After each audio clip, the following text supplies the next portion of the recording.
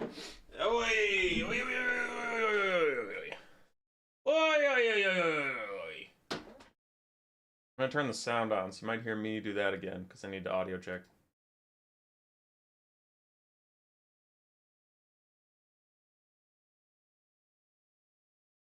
Oi, oi, oi, oi, oi, oi, oi, oi, oi, oi, oi, oi. I'm gonna turn the sound on, so you might hear me do that again. Yeah, okay. We sound fine. What up, gang? Oh, anyone seen Taco? Nah, dude. Nah. But I'll explain some stuff in a second. Let's see if I can go find some people. Okay, so game one is supposed to start in 1 minute. I don't see no lobby. I'm gonna ping the players involved. Okay, okay. We have top five today. And I know it sounds weird, but Flying Taco and Sipa. Sipa was on vacation, so they couldn't play yet, so we just lumped him into the top four. So everybody in this circle. Oh no, there we go. We got Sipa. It's fine. Everybody in this circle is playing today. We will start with this matchup right here because Flying Taco is not available for 30 minutes. And then we will do presumably a Flying Taco marathon. I think even Sipa is betting on Flying Taco here. From what I've heard of him talking about the Dark Elves versus Ogres matchup, he is not confident. So I presume we will have Flying Taco fight Sipa, then Taco fight Ryder, then Taco fight a best of three in finals. And he told me he has to go. He'll be here in a half an hour, and he has to go in an hour and a half. So we have 1 hour of Taco time. So for my mental health as a tournament organizer, I hope Taco loses because he's the one with the most time constraints. But if it is Taco time, we have 1 hour for him to beat Sipa, Ryder, and then win a best of three versus whoever made it to finals. So Taco's got to work fast if he's going to win this thing. So for my mental health as a tournament host, I'm hoping Sipa beats his ass. But yeah, so we will get our first finalist right away with Raced and Flower, Dark Elves versus High Elves. And then we'll pop up to Taco.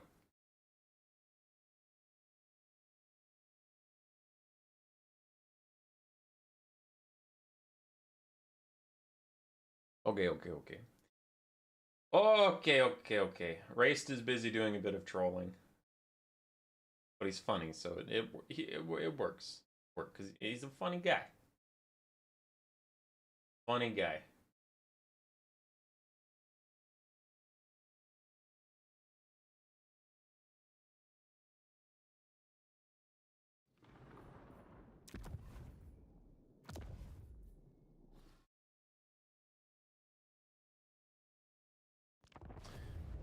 There's Raced's lobby. He always has the ...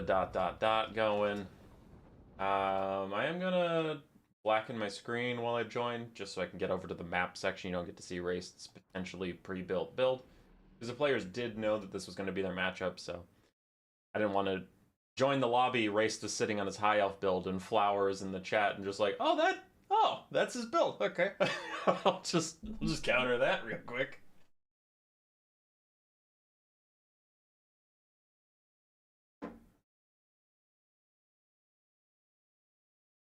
Okay, Bahrain. That's a bold way to do your taxes.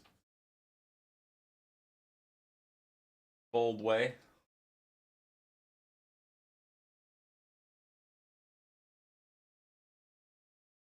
Flower will be in here shortly. I just saw them typing in Discord a second ago, so they are conscious and aware. And we won't have Taco for 30 minutes, so I'm fine with the first one. Fine with the first one taking a little bit, so we give Taco time to get his ass out of bed and show up. Though he had such an oddly specific time slot, I'm guessing he's already awake. He's just doing something until 30 minutes from now. I don't know. My body is not ready for the all-elf faction war. Fucked up.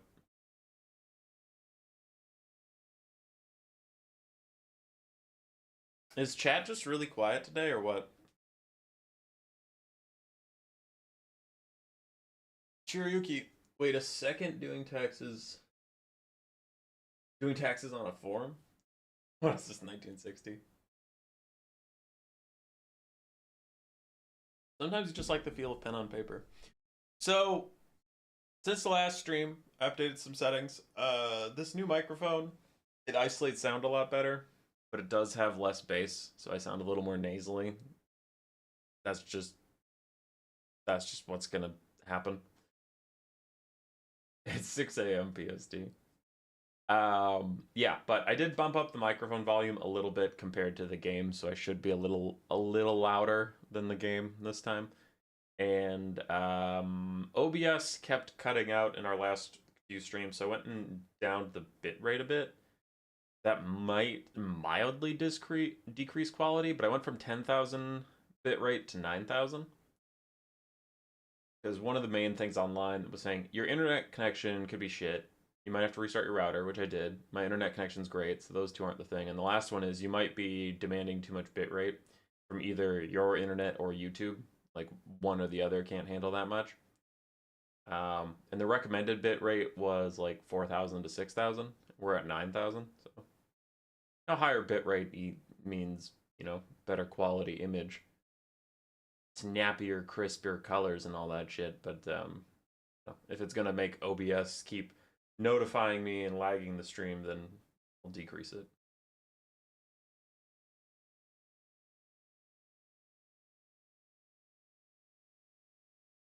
Definitely not still working on your game. You're gonna do great. You're gonna do great, Patrick. Where Flower? I see he's playing Total War Warhammer. I see him.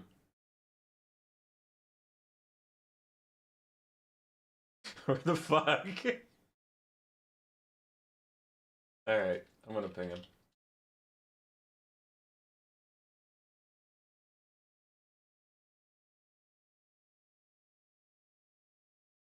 Phoenix King with his classic This Has Be arrival. Classic. Alright, we'll start the faction war poll.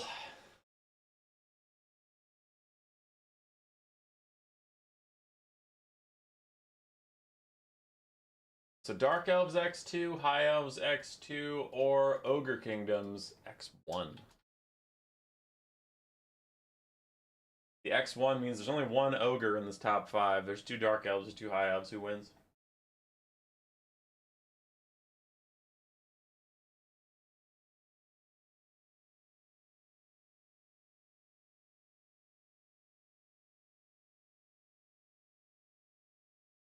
Okay.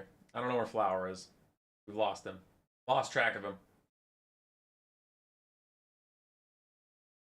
While we wait on that, I gotta say there were some surprising upsets this tournament. Berserk dropped in round 1. Butcherbird dropped in round 1 versus Ryder. That was a little surprising. Alfredino dropped in round 1. Degos lost to Flower. That was a surprise for me.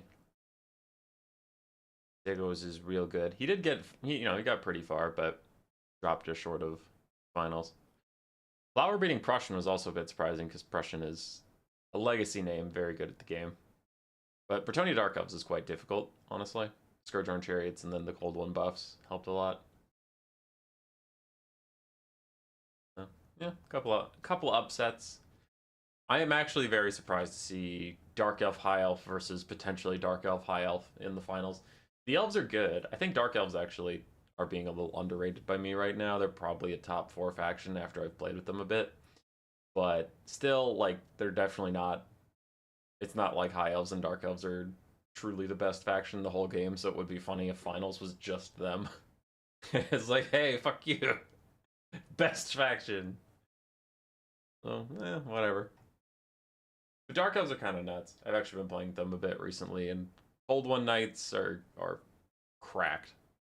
Honestly, it's just Cold One Knights. The whole faction is fine, except for Cold One Knights are cracked out of their goddamn mind. And that just raises the whole roster a ton. They're wild. Oh, hey, Flower's here. Nice. Bam, taxes. No taxes. Bam, taxes. No taxes. Bam, taxes. No taxes.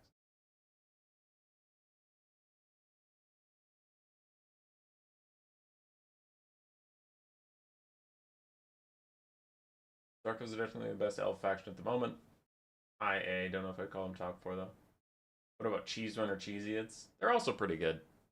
But I don't think Scourge Runners make all of their matchups great. But then Cold One Knights definitely do. Dude, I love...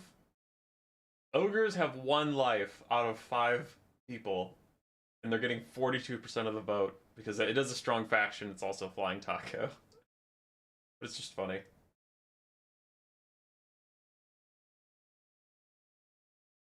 In a true 50-50, if every matchup was 50-50, the Ogres would have like 20% chance to be the one that wins. But they're getting double that in the votes. High Elves do not have a lot of believers. High Elves currently lagging far behind. Damn. You hate to see it. Flowers here. Flowers on Dark Elves. We will get into games soon. Hopefully.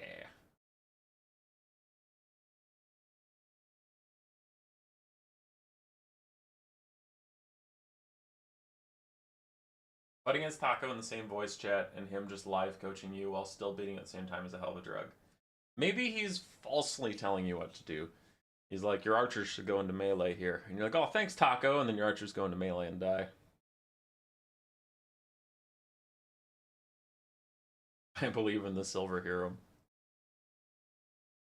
We do have a side bet going on. On our server, we ran a contest for... something. I think I put a $20 Steam gift card on the line. I know there was a prize somewhere, I just honestly didn't pin it or something, but I think it's a Steam gift card. Now I'm going to scroll and find it.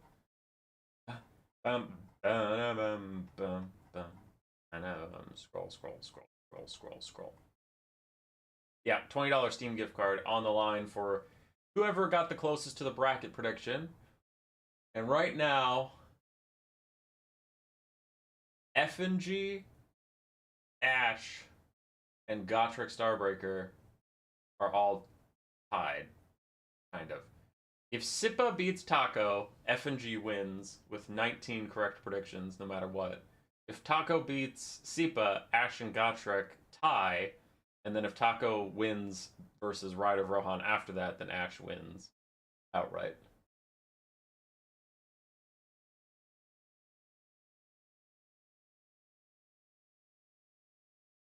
A lot of the predictions come down to whether or not Sippa or Taco wins.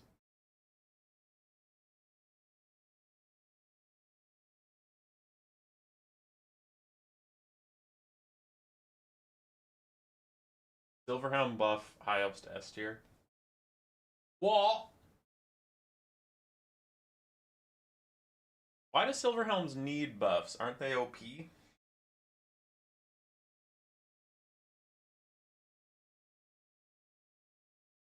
It's because high elves don't believe high elves will win. They know they will. Love it. Well, in a couple seconds, we will determine our first finalist. Just need more time, apparently.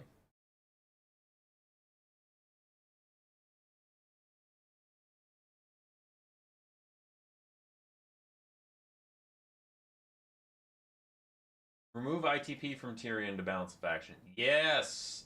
Yes. That is what you need.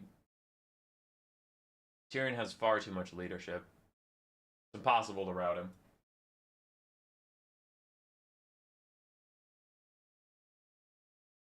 For the uninformed, that is a joke. Tyrion does not have immune to psychology, and he'll often tear her out before getting his heal, and it's really frustrating. so stupid. He doesn't even have fear. That's the fucked up thing. Like, if you're not going to give him ITP, which you should have, he doesn't even have fear. So when he's up against something scary, he takes a minus leadership penalty for being next to something scary. Fucking Tyrion gets scared of, like, Khorne. What? Don't some Khorne infantry have cause fear? Like, he's getting scared of basic infantry out here.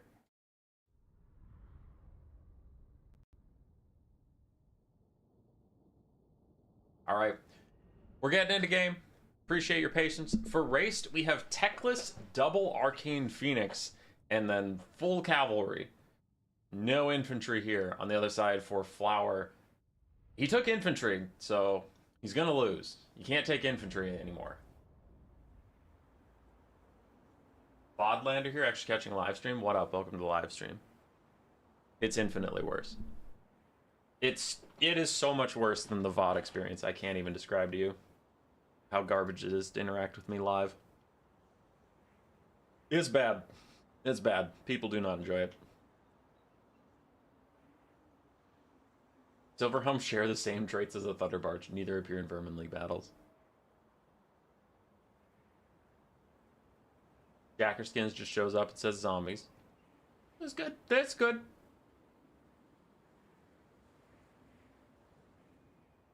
Oh, yeah. Oh, okay. I understand. You're talking about the Tyrion thing. Yeah, Tyrion runs into zombies and he's like, ugh! that's fucked up.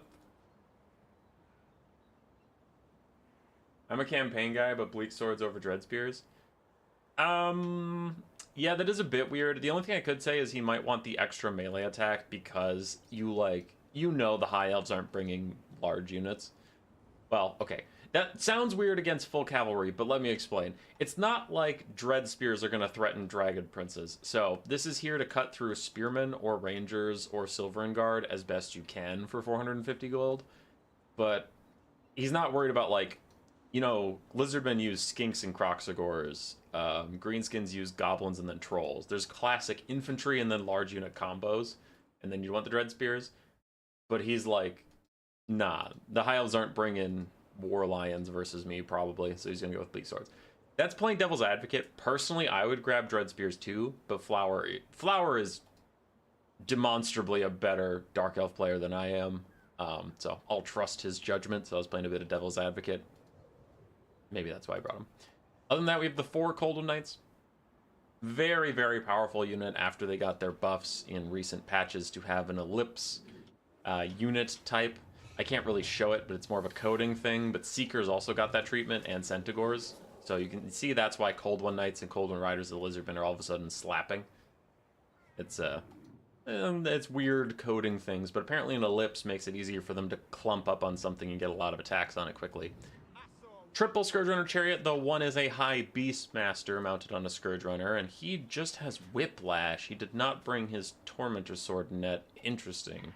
Don't know why you'd bring him otherwise. Crows of Cain and a Firecaster with Burning Head and Flamestorm with a Bloodrack Medusa to punish clumped up infantry, which there are none.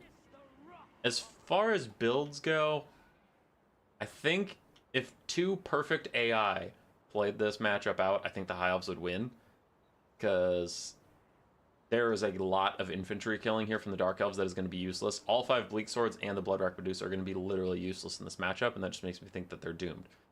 Now, these are not 2 perfect AI. These are human beings. So Raced is going to have to micro 9 cavalry and 4 single entities pretty darn well. And for his cavalry, he only has 1 that can actually deal damage back to the Coldwood Riders, and it's Fireborn. 4 Lyran Reavers are nothing to Coldwood Knights. 4 Lyran Reaver Archers will do a little bit of poke damage here and there, but we do have double Arcane Phoenix with their little Whirlwinds. Techless with just Flock of Doom, and then 2 different mana regeneration items. And then a Mage of Death with Spirit Leech, and her Starwood Staff as well. So a lot of Winds of Magic reserves coming in for Raced. Bleak Sword's body High Elf Spear is a lot better, but the rest of the build is meant to beat everything else. Yeah. Chosen One? Chosen One? I thought you moved on. I thought you were a Fortnite streamer now.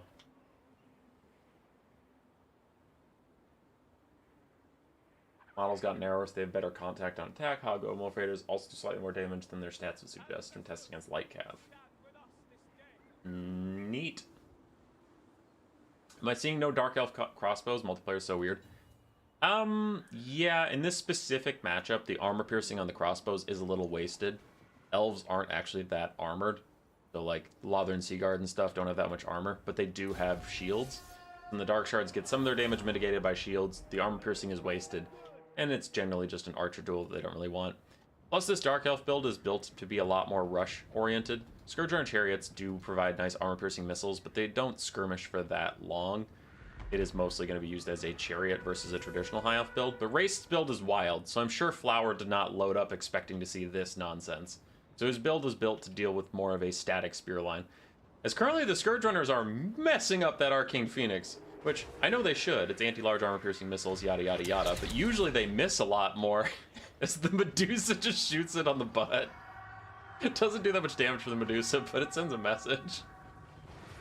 Already the Arcane Phoenix is down to about a third HP. There's no healing here. Teclis did not bring regrowth. They're relying on the Arcane Phoenixes to get their RNG-reliant rebirths. Golden Knights are going to try and chase the Lyran Reavers. That is a doomed task. 92 speed to 66. These guys will never get caught, so they're just going to shoot the Cold One Knights for free. And we're going to get a bit of kiting. Bloodrock Medusa, back when she was OP, she used to do more damage to cavalry. Now she is almost exclusively anti-infantry as far as her shots go. Her poke is negligible on cavalry and large single entities. But the Scourge Runners are doing crazy work right now. Flower's already up 1,000 damage value from just shooting the Arcane Phoenixes. I think Raced was of a similar mindset with the ward save and the physical resistance he's got, and their tiny, tiny models. I think he thought they'd do a lot better at withstanding this kind of attack. Spirit Leech plus a dive in onto the Bloodrock Medusa. She does have anti-large armor-piercing dueling stats, so she'll do okay versus the Arcane Phoenix. I didn't expect the Arcane Phoenix to just fucking jump on her, but I guess this is what we're doing now. And he decides to get back up in the sky. Again, if it gets its rebirth off, that'll be worth it, but if not, could be a problem later on, taking all that damage. Lyran Reaver Archers get caught by the Crows of Cain. Their superior speed allowing them to actually catch things where Cold One Knights cannot. And Lyran Reavers take about half HP before running away. And the High Elves just trying to draw the Dark Elves out, make the Scourge Runners use all their ammo, but again, I really don't think Race was ready for how much damage the Scourge Runners were going to get on the Arcane Phoenix. This is definitely not going to plan, as Flower now has 3,000 damage value versus Race's 1,000. That Lyran Reaver that was kind of caught earlier gets fully caught this time and runs away. The Arcane Phoenix gets another charge attack down on the Bloodrock Medusa, using its charge bonus to try and win the duel this time, but it is going to get shot at point-blank range by Scourge Runners, and it gets surrounded by the Cold One Knights. Probably an overextension here. There's no Fireborn or anybody to dive in from behind and, like, rear charge these Cold One Knights and kill them. Looks like Teclis was trying to bait for an overcasted Flock of Doom, and now, do you get your rebirth or not? I believe your rebirth is accompanied by an explosion, which would help you get out of this situation specifically. Golden Knights down to half HP, really counting on that rebirth in the distance. Fireborn are closing in on Golden Knights, but I really want to see if this Arcane Phoenix exists or not in a second. I feel like that is a little more impactful. Did the other Arcane Phoenix just die? It did. So one Arcane Phoenix did not get its rebirth. It flat out died. That one gets its rebirth, and its little explosion should do a little bit of damage to the Golden Knights, so it's nice and healthy. Bounce power swings back towards the middle as the High Elves finally get a break, but losing one of their Arcane Phoenixes already, the other one's nearly heal capped, is a bit of a problem. Fireborn trying to kill off the Cold One Knights, getting harassed by Crows of Cain. Some of these Lyran Reaver Archers might want to rear charge the Crows of Cain, just peel them off. It could be a good little win the High Elves desperately need, because they need something to go their way somewhere. But we can see what we were talking about earlier, Illyrian Reavers. Whenever the Fireborn aren't around, the Illyrian Reavers just are a non-factor versus these Cold One Knights. They're enough to allow the Arcane Phoenix to get back in the sky, but that's not going to be a whole lot. Bloodrock Medusa is pretty low. Little Mage of Death going to charge it. Normally, I would bet on the Bloodrock Medusa, but considering how low its HP is, it would probably rout quite soon, as the Flamespire Phoenix is actually going to come over and take it out again. Arcane Phoenix, my apologies. You are not the Flamespire. Rear charge on the Crows of Cain. Their leadership holds together for now, but now with the Fireborn fighting them too, they should be doomed. Some of them are still up in the air, some are on the ground, I don't really know, but whatever. It is what it is. Grace is trying to get this game back under control. The positives we can list for the High Elves is the Scourge Runners are about out of ammunition, the Bloodwrack Medusa is almost dead, and the Coldland Knights are getting attrition slowly. The Fireborn are still very healthy. I think they're like literally full HP. So those are the good things. That's where the good things stop. The bad things are obvious. That Arcane Phoenix is nearly heal capped. The other one is flat out dead, and your Illyrian Reavers have also taken a significant amount of damage. Flower has double your damage value right now. If High Elves are going to win, they have to pull some serious trickery. Murderous Prowess just gets popped, which is bad. Dark Elves just got a big boost in leadership as this Coldland Knight was next to the White Lion, so you really wanted to be able to rout him off somehow. And just take him off the map, but they just got that big leadership buff. Oof. Mage of Death gets caught out by the Coldland Knights and then overcasts something. Overcasts a Spirit Leech on the Bloodwrack Medusa before going down. Arcane Phoenix is also going to die soon, so really bad time here for the High Elves. Now, Spirit Leech caster dying isn't the biggest deal because you have Techless, you have two casters. Someone is still able to make use of your Winds of Magic, someone is able to get damage value out. But she has just shattered. Arcane Phoenix is getting super close to that healing point again, but I mean, the most it could heal is 900. More Illyrian Reavers routing off. Bounce power's looking desperately bad for the High Elves. And still the Fireborn are kind of off doing their own thing. They're vibing. There's a Flock of Doom hits the Bloodwrack Medusa. It doesn't hit the Coldland Knights. Obviously, Flock of Doom does not do that much damage to single entities. That is pretty unfortunate there. The Arcane Phoenix did get another heal. Let's go. This one has all the RNG. The other one had none of it. The other one died instantaneously. Hang on, are you doing the explosion constantly? Ah, it's doing the explosion constantly bug. It's trying to rebirth, but it can't because it's at its max. So it's just exploding on its way out. Alright. Fireborn get into a fight with the Coldland Knights. As you can see, they're doing pretty well versus the Coldland Knights, but there were 4 Coldland Knights in the build, and there's only 1 Fireborn. The Burning Head comes in from the Dark Elves just for shits and giggles. It'll do a little bit of damage to the Illyrian Reavers, but not too much. The Flamestorm, however, will do much more damage to these Illyrian Reavers. Oof. Slaughtering that Light Cav. The Fireborn got to safety, but the Illyrian Reavers did not. Fireborn will swoop in and get out these other Coldland Knights. So, to put a positive spin on a very bad situation, if the Fireborn kill this last Coldland Knight, that is the last heavy cav of the Dark Elves, then the Scourge Runner Chariots are just in melee. Man, okay, this shit is actually winnable if Techless had regrowth. No joke, not capping. If Techless had regrowth at this point in the game and he could just heal the Fireborn and then Cycle Charge and Flock of Doom the rest of them, he could unironically win. With no healing, probably not.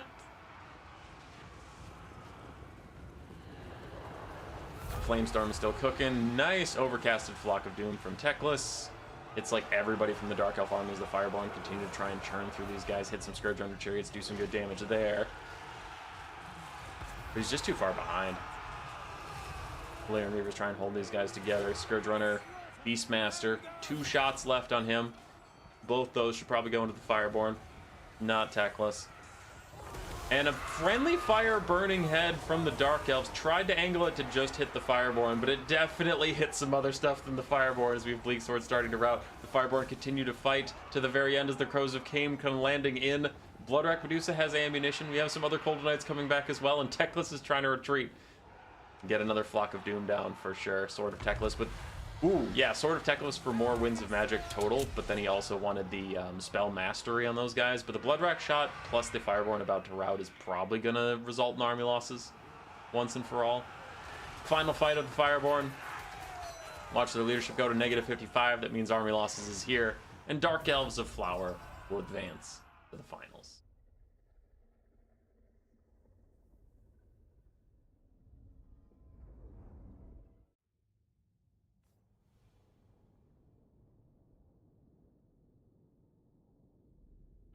Human Boy, can you hand us a friggin' packet instead of a faction war? I don't know what that means. What the fuck does that mean?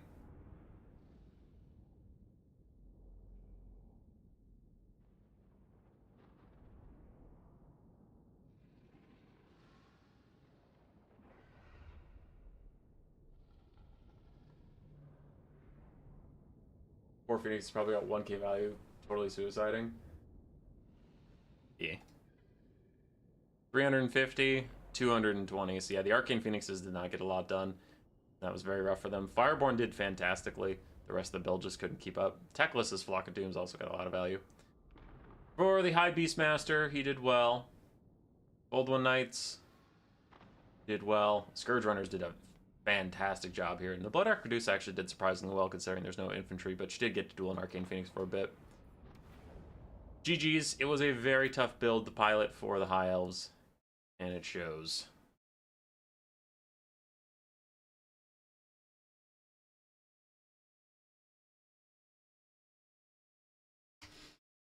Flying Taco is here.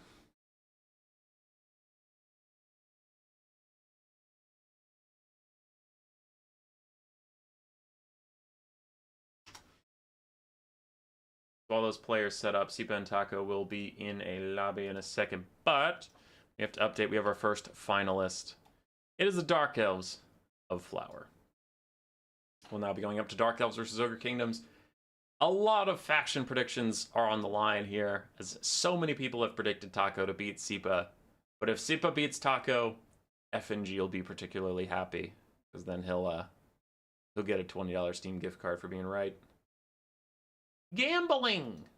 Not really gambling. Gambling implies you put money in. He didn't put money in, he just guessed who would win, and I'm offering 20 bucks to who's closest. Okay. I blackened my screen. Make sure we don't see anybody's build as we load in. There's nothing wrong with your browser. The screen is intentionally blackened.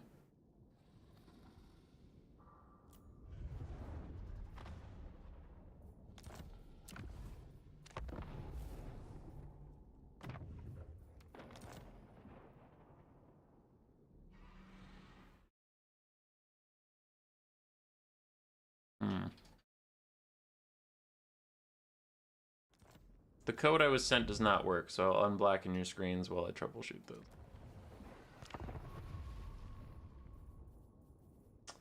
It just says no response from host, but also doesn't show up how the code normally does.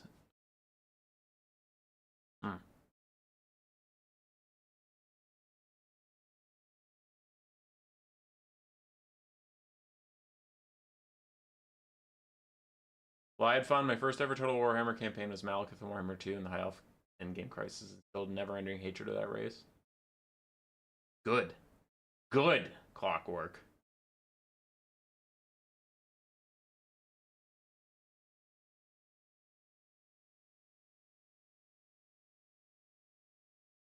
People are saying my mic sounds weird. Endgame Crisis. Build never-ending hatred of that race. Yeah. It does sound different because it's a different microphone. I know it's only a couple people here and there talking about it. But I have noticed it too. It sounds different. I don't know if it's necessarily worse.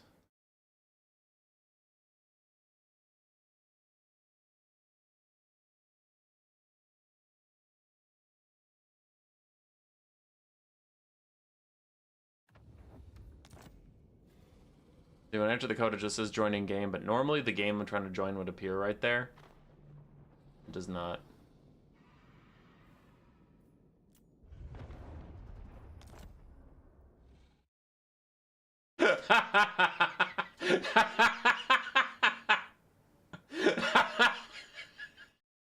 I now know why there's no lobby.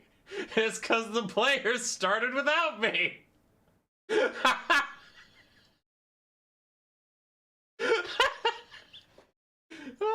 Sipa's messaging me. He's like, you know, lies. We have a lobby. It works. And then he's like, oh, yeah, we're like in game. In game is probably why you can't see it.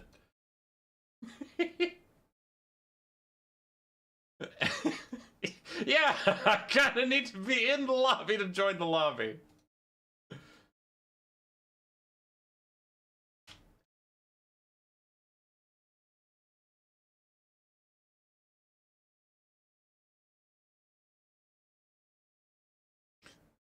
The players are asking if they should play and send me the replay or what. And I'm like, just exit quick. You started without the host.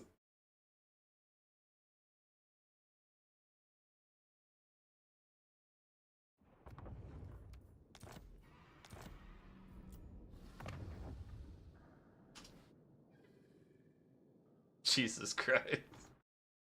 Starting without me. I'm here.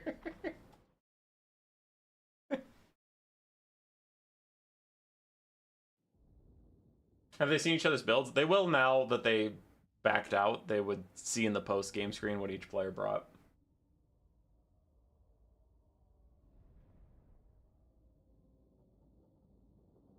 Okay, so we're here. Sipa versus Flying Taco. Ogre Kingdom's Dark Elves. And Sipa is going to try and mass armor-piercing kite.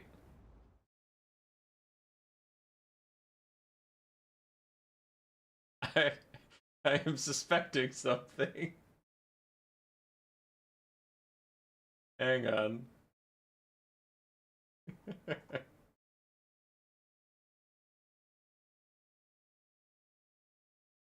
Full range units. Ranged warrior.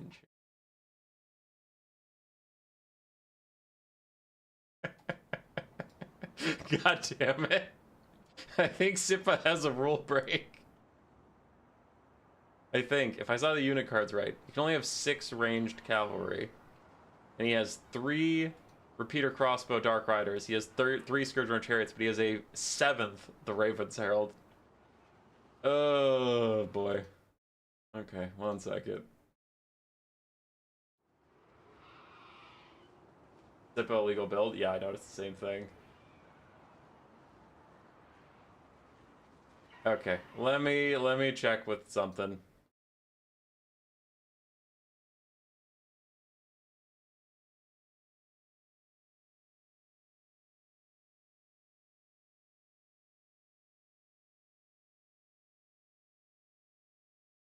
God damn it. Oh boy. The stress. The stress of tournament hosting. Okay, you have 7 ranged cav. You're allowed to have 6. Oh, yeah. Can you send Sipa into a what? Wood chipper for a second? Oh yeah. Yeah. Are greenskins bad modes better? No, they're pretty mid.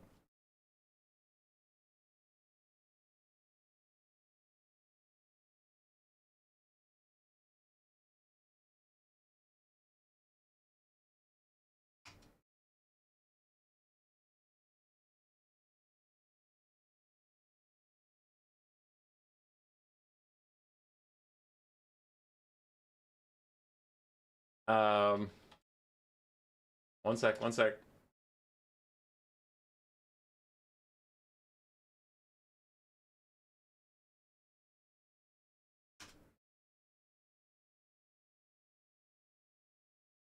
Heralds are not cav. Yeah, they are. Heralds are totally cav. They're flying missile cavalry. Okay. So Taco was made aware of the rule break, and then Sipa was instructed to change 1 Dark Rider repeater crossbow to a Dark Rider regular.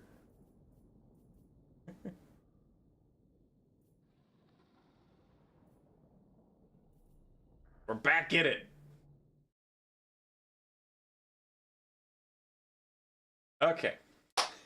For the 3rd time, we will load into this game. Ugh. We'll get there. Heralds are literally the regiment around the repeater crossbow cap. Yeah. Hey, Clockwork! You got your crossbows you wanted.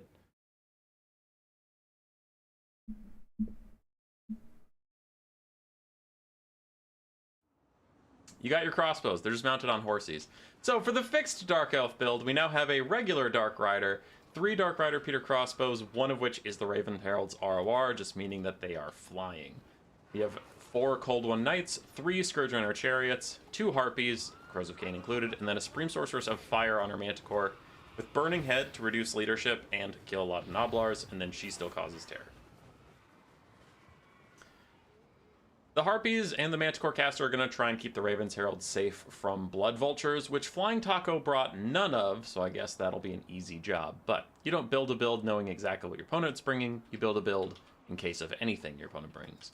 For Flying Taco, who is about to get kited, we do have a Slaughtermaster of Death with Fate of Buna and Spirit Leech. And then we have a bunch of Ogre Bulls with Iron Fist, Sabertusk packs, so pretty cheap Ogre Bull variants. Then we have Piggyback Riders, Noblars, a Lead Belcher, a Stonehorn regular, not the Harpoon variant, not the Hunter on a Stonehorn, just a flat-out Stonehorn. And then we have a Mournfang Cav with great weapons. Where is all of Taco's money? I'm sure he spent it, but this just looks weird. It looks like he's missing like 2,000 gold somewhere, you know? Because these aren't Crushers, they're Mournfang Cav. This isn't a Thunder Tusk or whatever, it's just a Stonehorn.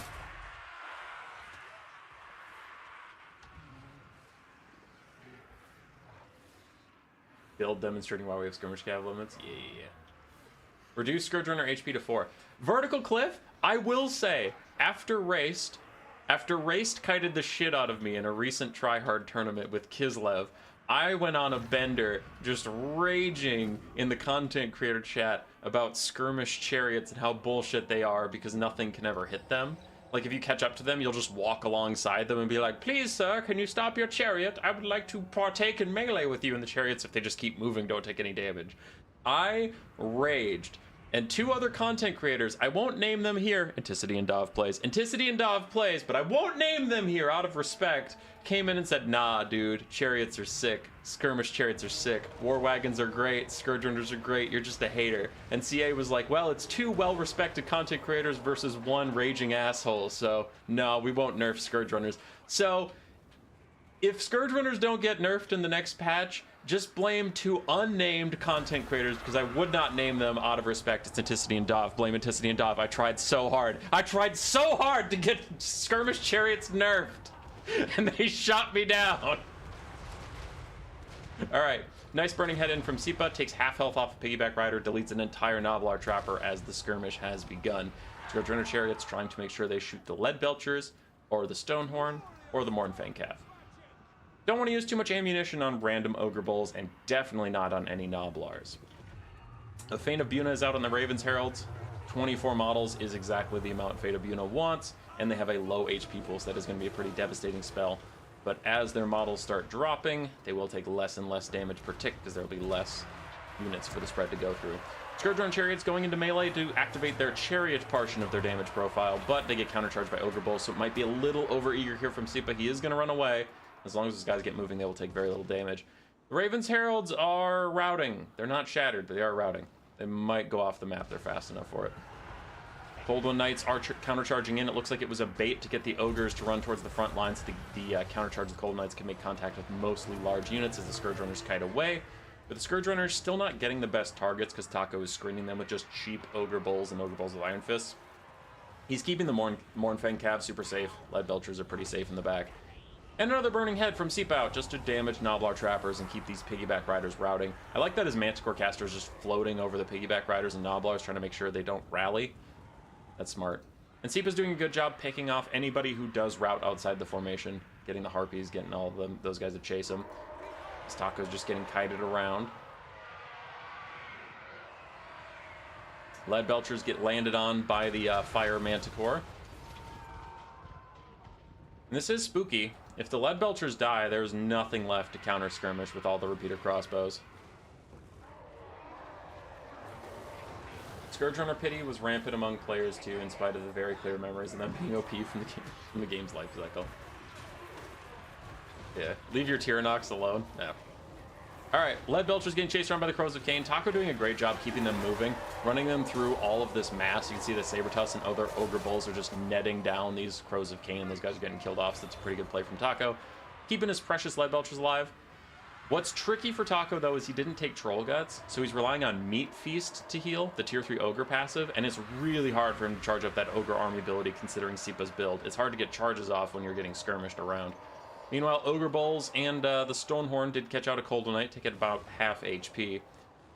And now Murderous Prowess is procced for the Dark Elves, so it's ticking down. Their big buff is ticking down, whether or not they take the melee fight right now. And this is what makes Dark Elf Skirmish a bit hard at times, is timing your entire army ability around it. But Leadbelcher's going to rout. They're down to 7 models, so I think even if they get meat feasted at this point, it won't bring them too much effectiveness. But Taco is caught up really nicely on damage value from out of nowhere, as Cold Knights take a charge with the Ogre Bulls, and they get bodied on the charge. They lost the charge with the Ogre Bulls as Noblars and other Ogre Bulls are closing in on them. Things are starting to get a little scary here for the Dark Elves. In a game they were totally in control for most of it, it's starting to fall apart a bit. Burning Head to make sure these Noblars keep routing. And the Leadbelchers too. That was actually a sick Burning Head cast. He's using the -8 leadership debuff to try and get the Leadbelchers to rout again. As Mournfang Cav get the first meat feast, yeah. Taco's prioritizing his healthier, more expensive units than the Leadbelchers. Rallying 6 Leadbelchers with a bit of a heal is pretty whatever, but healing up those Mournfang Cav is fantastic. Damage value is very equal, bounce power is very equal. And Scourge Runners continue to fire away at whatever they can. Still have Repeater Crossbow Cav with a lot of ammunition left, and one is shooting at a Stonehorn. The biggest concern is how well Taco has killed off the Cold Knights. That Cold Knight is almost spent, that one Cold Knight is spent. Cold Knight also over there dying, so if there's a 4th one somewhere I'm missing that's healthier, that's fine. Otherwise they're all dead already. Leaving us just with 3 Scourge Runner Chariots running out of ammo and a couple Repeater Crossbow Cav. We better have enough ammo to kill an entire Ogre army at this point. Leadbelcher's peeled off again by the Manticore caster, but ooh, spooky scary. Downhill charge from the Mournfang Cav. With great weapons, they can do really good damage. The biggest thing is if they can surround the Manticore. Sometimes they do, sometimes they don't. That's the trick of playing with Mournfang Cav, is like, if they get a full surround, you literally can't move. You are just netted in place and you instantaneously die. Or they do that thing that they just did versus her, and like 3 of them just kind of poke her butt and then leave her alone. What up, Cyrus? God, I love builds you can interact with. Taco using a Fate of Buna on the Dark Rider Peter Crossbows, not quite able to take out any models. These guys low HP, but they still have 59 out of 60 models, so still a ton of shooting potential left. What is going on here? Okay, they're trying to chase down Noblars, got it, because they were just all running back and forth, and I was very confused. Taco reforming lines. Scourge Runners using last their ammo, 5, 5, 7. 7 for this Repeater Crossbow, 9 for this one. Still a good amount of ammo left. Damage value is slightly in the Dark Elves' favor, though we did see a meat feast, so that damage is a little fraudulent. The Ogres healed a lot of it back up. Spirit Leech onto the already wounded Dark Rider Peter Crossbow to start taking out some of those models and reducing their damage potential.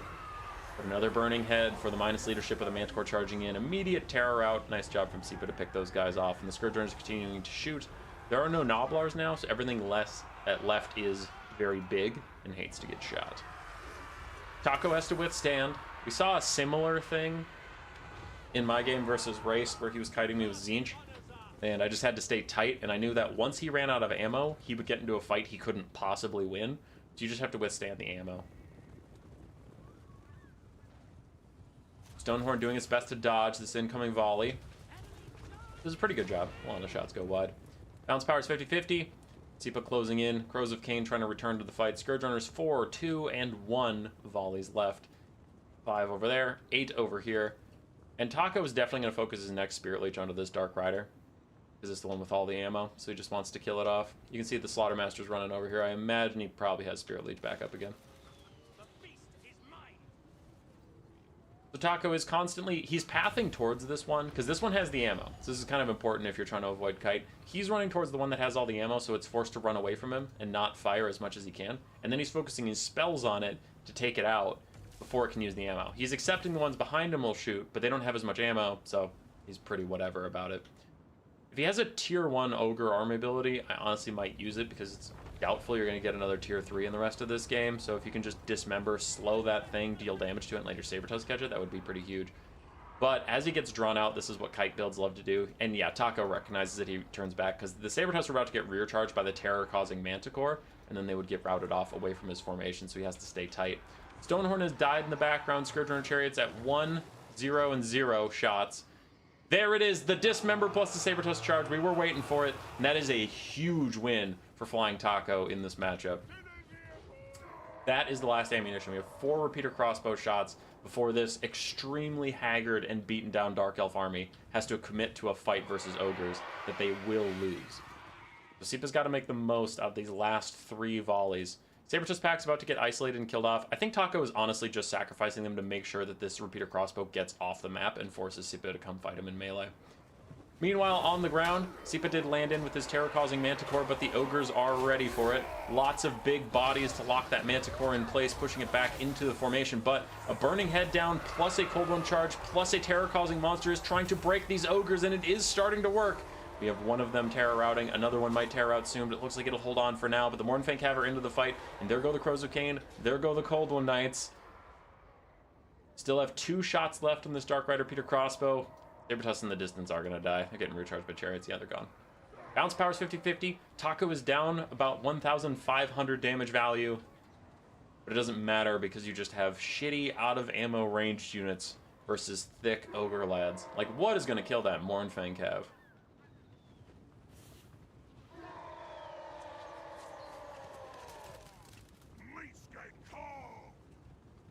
Taco's build is not really built for this. I wonder what he expected Sipa to play. I don't know. Is the Thunder Tusk banned? Yeah, it is.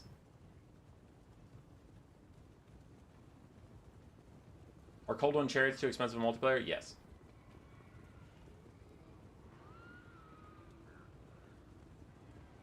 Catching up chat. I don't think the Dark Elves have enough ammo to win. I also expect the Ogres to win from this point. Sipa is drawing it out. Now you might be wondering, is he attacking? Yes, he's chasing down those piggyback riders in the distance. Now he's landing on these Ogre Bulls once again, burning them and getting the terror out. There go the Ogre Bulls. And anything that naturally routes, there it is not coming back because Sipa has full mobility dominance, so he is just chasing off whatever routes, wherever it routes. Gonna run them down. Get them off the battlefield. Force the Ogres into isolated situations.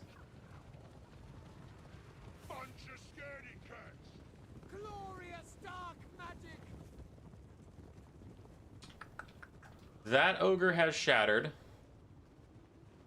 Now he has to be attacking that one to do something. And he is trying to chase it with this lady, though. She doesn't actually have attack orders on it. Dark Elves are forming another surround, which is fine. The thing is after they form the surround, they do have to attack something, so you can see Sipa's kind of trying to engage those Ogre Bulls, but he does have to eventually attack something somewhere. You can't just follow stuff around. Dark Riders charge in, then charge back out. Mornfang Cav overextending a bit. You need to accept that this Ogre Bull is dead. Just got to take the fights where you can. Scourge on Chariots charge into Ogre Bulls, get wrecked. The Manticore caster was baiting. It's not actually going to land. Harpies will spend the rest of their time chasing off those Ogre Bulls. And once again, we're back to the state where the Ogre Bulls being chased by the Harpies is all the Dark Elves need to do. But he actually landed. This could be a critical mistake from Sipa.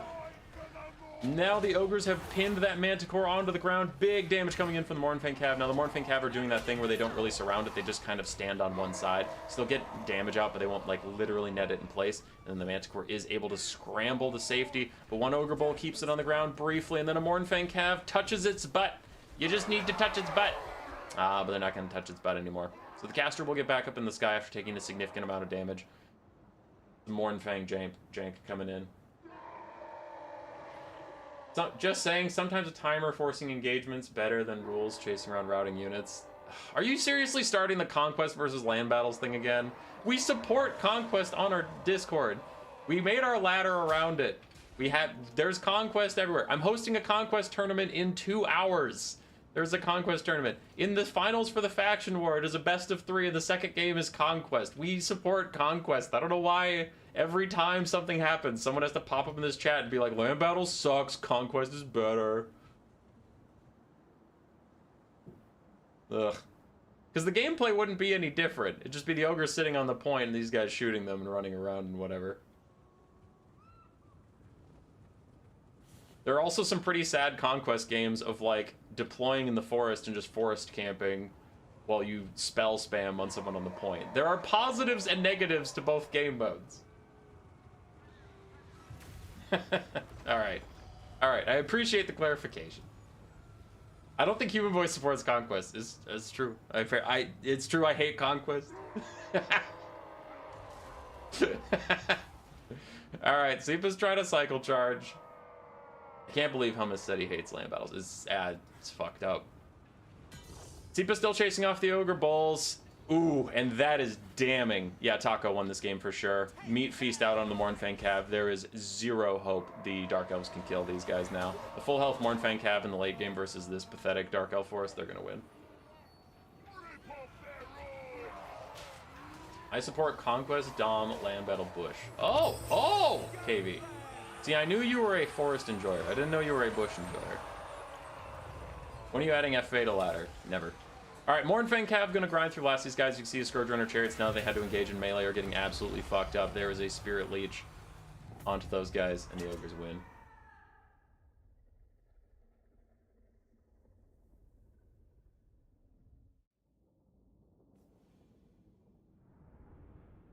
It was a good attempt from Seepa. It was very mechanically taxing and impressive, but couldn't quite overcome the Ogre healing and the Deathcaster.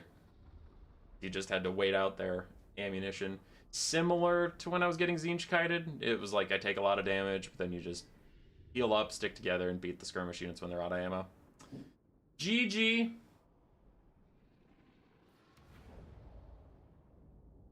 We'll get Flying Taco versus Rider of Rohan up.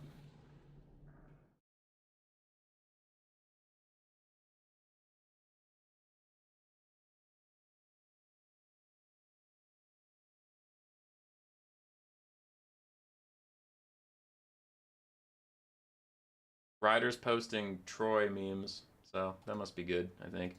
Bam! Currently, for our prediction game, Ash and Gotrek Starbreaker are tied. If Rider of Rohan beats Flying Taco here, they will remain tied. If Flying Taco wins and gets to finals, Ash will be our prediction winner. So a lot on the line for those guys. Meanwhile, Taco and Rider will play. Still, all three factions involved are still in the game. Ogres, Dark Elves, High Elves. No one's been truly knocked out, faction-wise. But I do know that Taco and Rider are in the same clan, and they practice together a lot. And Rider has not felt positive about this matchup in any capacity whatsoever. So I think the odds are heavily against him at this point.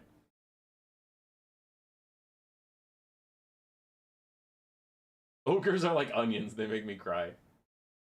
Damn.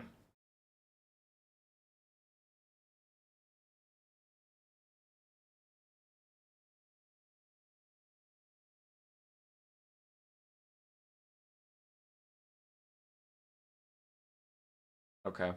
Did anybody see the video that came out today, by the way? Anybody see the video? Came out today?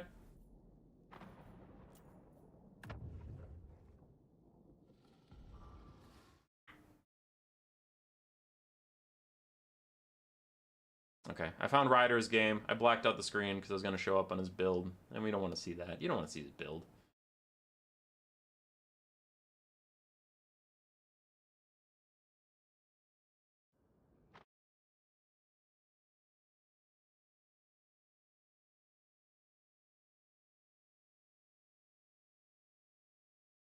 I don't know what a packet is. What the fuck is a packet? Stop saying Zoomer words, I don't understand. Ogres High Elves is our last semifinal, and then we'll get into finals here. The video today was me doing the ice bath thing, and I'm honestly a little self-conscious about it, because in the video, like, it doesn't look like there's that much water, and that makes me really nervous. But there was a lot. It's one of those things where we shoveled snow from the pond into, like, chip some ice and stuff off the pond, and then put it in a bathtub, filled it up with water, let it, like, kind of marinate and figure out the ice to water ratio, and it was super cold, and then I was like, okay, we're good. Got in there, shot the whole thing, froze my balls off, and then it was in editing that I looked at it, and it's like, oh, we didn't have a good setup to show how much water was in the tub, so it doesn't look like there's that much. But I really don't want to go do all that again, like all that work, because it's like, you know, hours to set that shit up. and then Grace needs to be available to shoot it. And I wrote down the questions and I got rid of the checklist we had because we thought we had it. So it was like, don't want to retrack down the questions, freeze my dick off again, do all this stuff. So I just put a little afterword that's like, hey, shit was cold.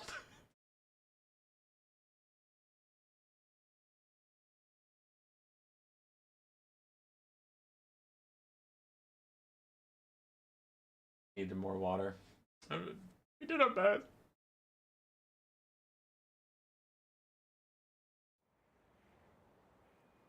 Alright, we're into game 3. Pretty darn quick. Double Star Dragon, Techless Firecaster versus an Iron Blaster.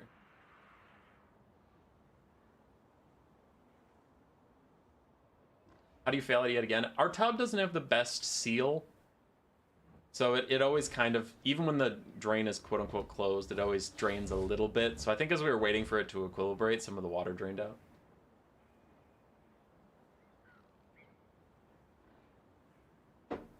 Alright.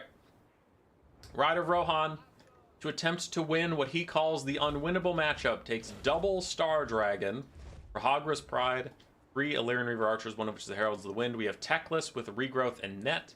We have a Mage of Fire with Burning Head. Other than that, Spears, or Eagle Claw Bolt Thrower, and that is all.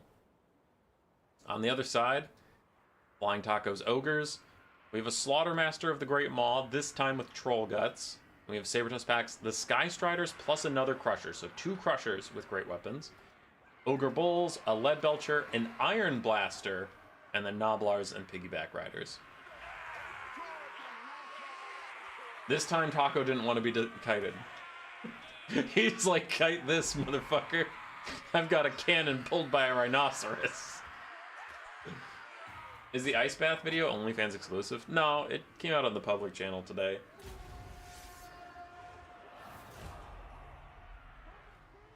Dark Elf Kite has AP. High Elf Kite does not. It's true. Iron Blaster Fire, Iron Blaster Miss. Let's see it. Iron Blaster Fire. Iron Blaster mostly miss. Is this the doomed Aemir Riders of Rohan? Not the awesome Theoden ones? Rider of Rohan is great. We love him. He's a great content creator. Clockwork. I know you're spewing Lord of the Rings lore nonsense at me, and I don't know it. I watched the movies several times and the extended version several times. That's all. I haven't read the books. I haven't watched any other Lord of the Rings stuff, so yeah, call me a fake Lord of the Rings fan, because I am. I'm a fucking casual. Anyway, moving on. Lead Belcher's trying to hurt the Star Dragons a little bit here and there. Techless does have a regrowth, though, so both sides going to have an abundance of healing. So much healing. Hopefully Ryder's 20-plus games of prep paid off. Maybe, because the Iron Blaster's not doing that much versus Illyrian Reavers right now. Nobbars get charged by the Heralds of the Wind, take a little bit of damage, and then not much after that. And Lead Belcher's getting in range and starts shooting at the Spearmen. The Spearmen? Huh. I don't know why Taco cares about Spearmen that much. Double Star Dragons here. I wonder if they both use their breath attacks. Both use their breath attacks on the Iron Blaster if they would kill it. Double breath attack onto the Slaughtermaster, but he just simply moves out of the way. And the breath attacks crisscross and miss because he can just move out of the way. Iron Blaster still firing into the Illyrian Reavers. I still think Iron Blasters are bad because I'm a hater. But yes, Iron Blasters are bad. Burning Head coming in from the High Elves. We'll take out some of the Noblars. Not Piggyback Riders, unfortunately, for Rider of Rohan, but it is going to maybe curve. Nah, I can't curve that far and go catch those other ones as the Iron Blaster continues to fire. Still a lot more damage coming in from that Bolt Thrower, just constantly poking down the Iron Blaster, and it's probably going to get a Troll Gut soon from Taco.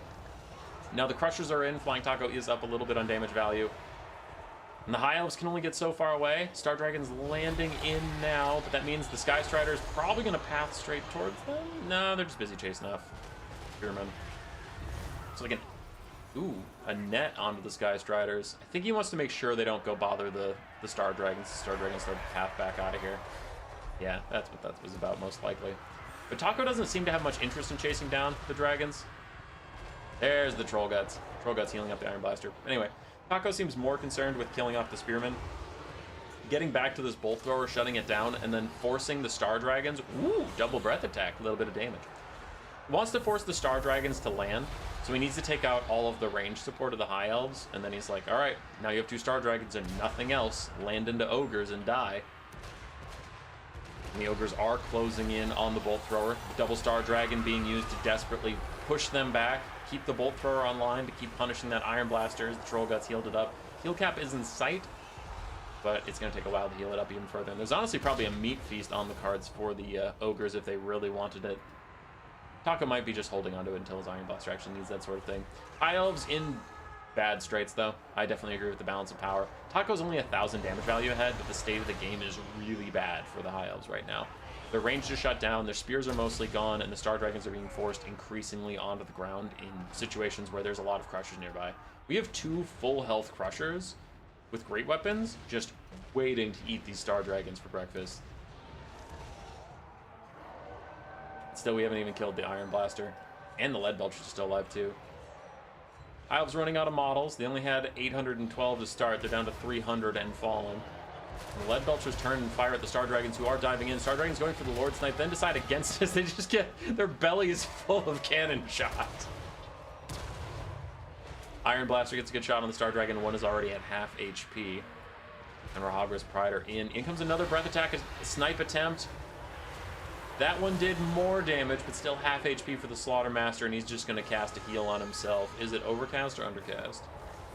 Undercasted Troll Guts, topping off a little bit as the Star Dragons consider to land on him. They're both out of breath attacks now. Another Burning Head from the Elves is through the Piggyback Riders. And now the Dragons go for the Iron Blaster instead. Sky Striders are here. Sky Striders have Frostbite and very impressive, crazy high stats. Other Crusher's going to come in first round, and this is definitely, for sure, GG.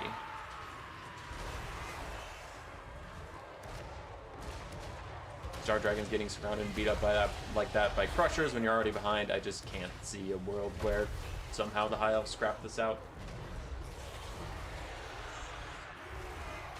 Did you take 2 scrap launchers for the price of an Iron Blaster?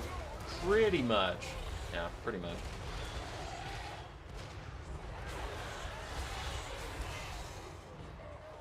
We've been found guilty by the Council of not reading the Lord of the Rings books. True. The movie's great anyway. The movies are amazing. Oh, yeah, Clockwork, I do remember that part, where they find Eomer barely alive and a bunch of dead Rohan Rider guys. Yeah.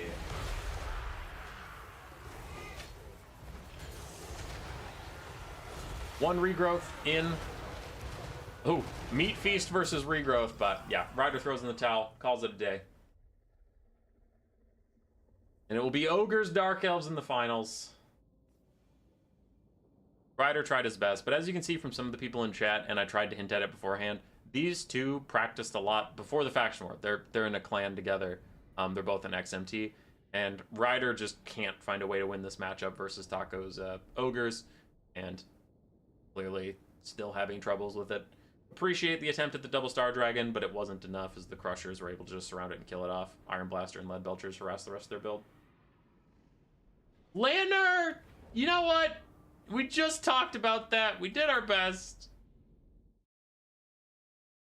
You're making me sad.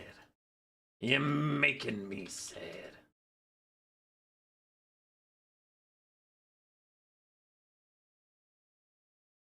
We are up to the finals. Bim, bam, boom. Gotta leave an Ogre there. So that Flying Taco making it to finals does confirm that Ash, if you're out there, if you care, I owe you a $20 Steam gift card for getting the most predictions right. I believe you got 20 points, which means you predicted 20 winners correctly. Out of 32, there's 32 factions, so then there's going to be 31 matchups. So 20 out of 31 correct predictions for who would win is pretty damn good. That's pretty damn good. Good job, Ash. We're on to the finals, Dark Elves versus Ogres. It is a best of 3. Land Battle Conquest Land Battle.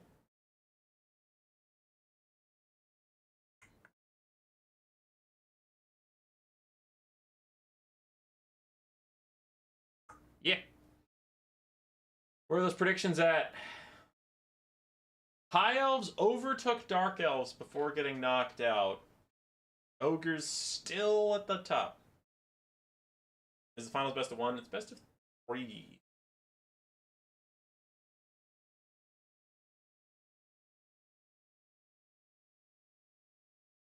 Best of 3.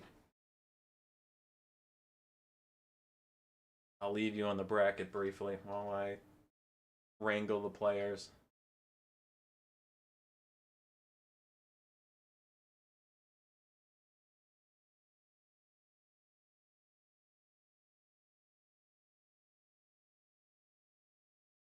Ugh, I'm sleepy.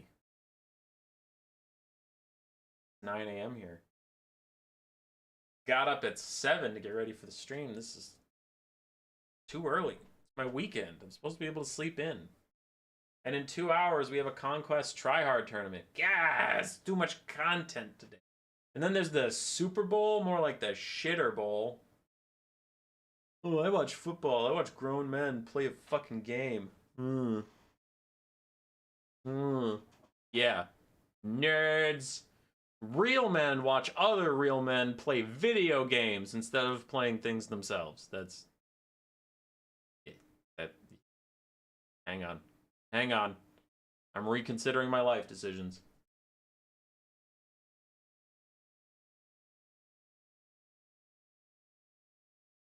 Getting a new lobby up. Just leaving you on the bracket. See if something to look at that's not the main menu. You want to look at the main menu? Bam! Look at it in all of its glory. Back to the bracket. Super Bowl, more like nap time. Okay, here's the thing about the Super Bowl. I'm not a conspiracy theorist. Hey, Clockwork with the $2 is the Super Bowl right here. Let's go, dude!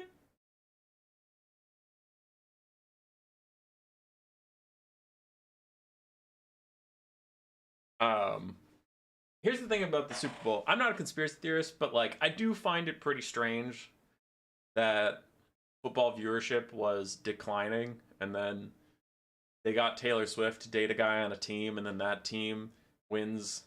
They go to 4 Super Bowls in a row. I think she started dating him after Super Bowl 1, and they're possibly gonna win 4 Super Bowls in a row, which has never been done before. And then they get Kendrick Lamar to perform and Donald Trump to show up at the Super Bowl, and I'm like, huh, it kind of feels like an advertisement. Kind of feels like you're trying to get everybody involved as you can. I don't know. It's a little coincidental. Like Taylor Swift to start dating this guy, and then that team would keep winning constantly.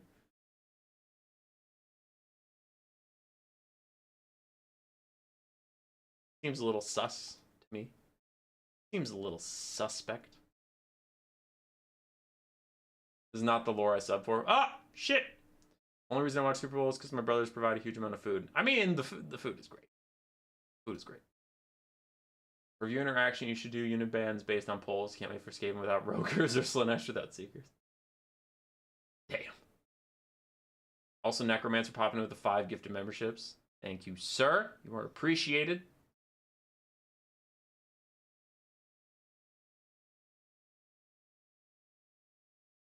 I don't think they fix it, but they massage it. Clockwork? Yeah. Yeah.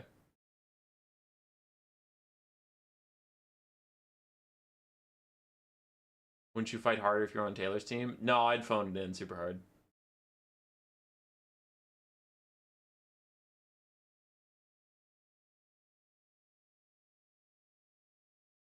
Sometimes reality is stranger than fiction.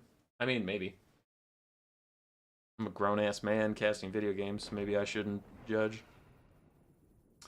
Do we have a lobby, boys and girls?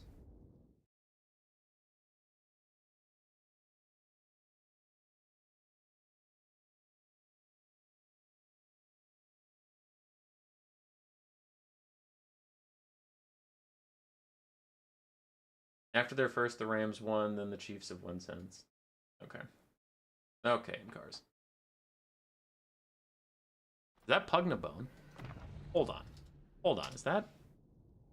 Oh, I failed to join the select game. God damn it. I wanted to play Pugnabone. Did he match on Vermin League? No, he didn't. Looking fine matches. I don't see Pugnabone in fine matches, dude. Oh, it's Tim the Wilder fighting Pug. Okay. Where did Pug Q? Did he hidden Q? Pug! There's Voidlaw's Funhouse. Taka hosted a lobby. I'm guessing it's Flavortown. That sounds like a Flying Taco thing.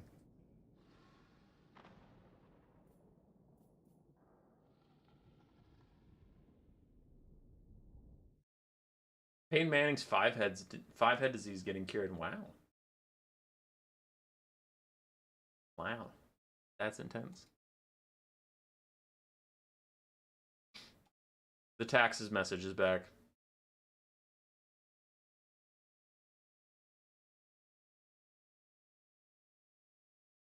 Why can't I edit you, taxes?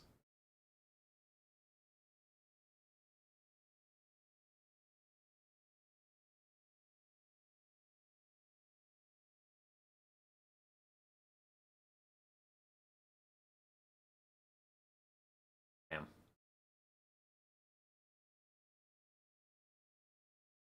Loved your bathtub vid, thanks.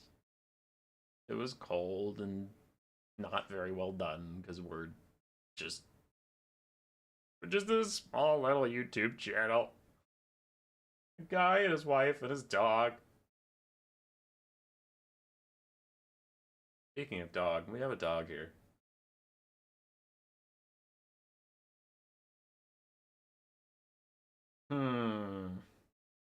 Waiting on Flower. That might take longer than I expect. So, let us scam the viewers with some scams. Uh-oh. Bum, bada, bum. Loud noises. Flower's here, but we're busy scamming people. Fix that again. My voice should be better again. Maybe. Uh-oh. Did I make myself super quiet? Made myself super quiet, probably.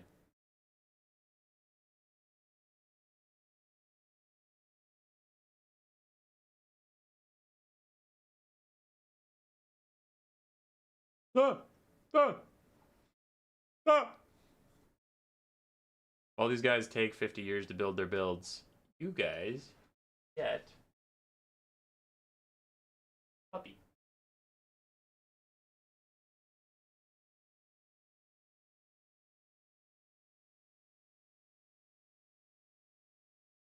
Also, did I completely fuck my mic?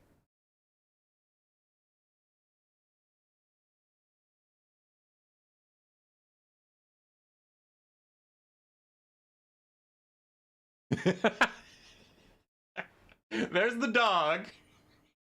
Is my mic fucked?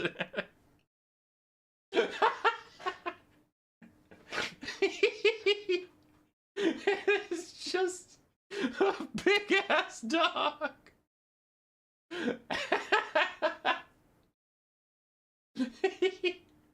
Holy shit. That angle's pretty good. Knock it off with the taxes. Okay, fine. Jesus. Dude, God. Gone. Taco's ready.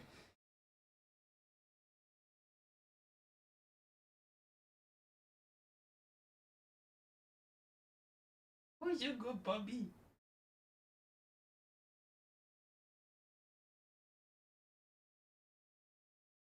We love that dog.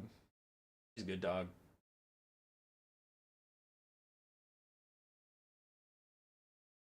What kind of dog is she?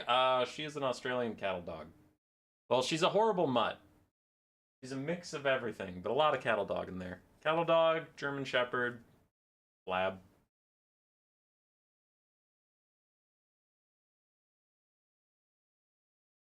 She's a good lady. She's currently rolled up in a cinnamon roll. What a good pup. Remember to write off your streaming expenses, including the mini fridge. My taxes are actually going to be a little weird this year because my board game business went out of business. So we get some. You have to fill out some forms about going out of business, and it can kind of help with your taxes. It's weird.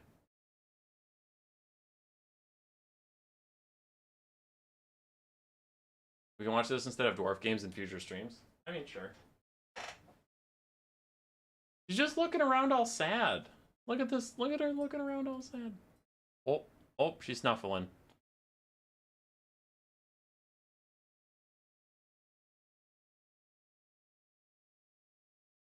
Oh, she turned away. Wait, hold on. We have to get this from above. Look at this. Look at this. Turned away. She's like, I don't want to be on camera no more. What a pup. Boom. We got through the break. Disconnected the camera. We back.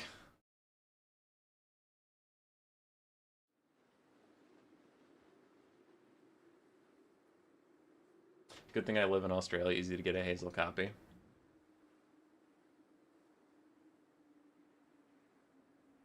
We are to the finals of the Faction War, ladies and gentlemen. This is a best of 3. Land battle, conquest, land battle. Game 1 will be land battle. Will the Dark Elves take the Sipa strategy and just try and kite the Ogres into oblivion? Sipa almost made it work.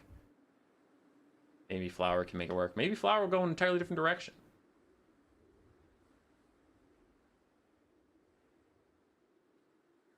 As we load in and we scroll around, we're scrolling around, scrolling.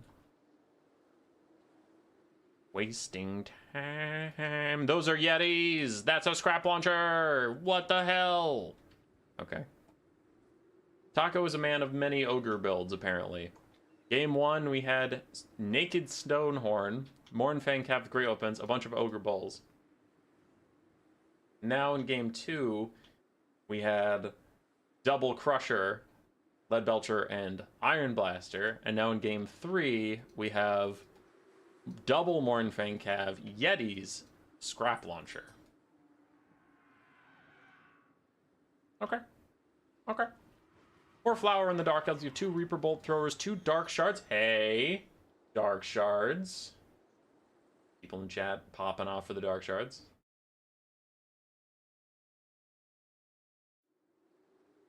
Anyway, 2 Reaper Bolt Throwers, 2 Dark Shards. Both of them have shields for all that's worth. The Crows of Cain. Very good, annoying little chasing piece.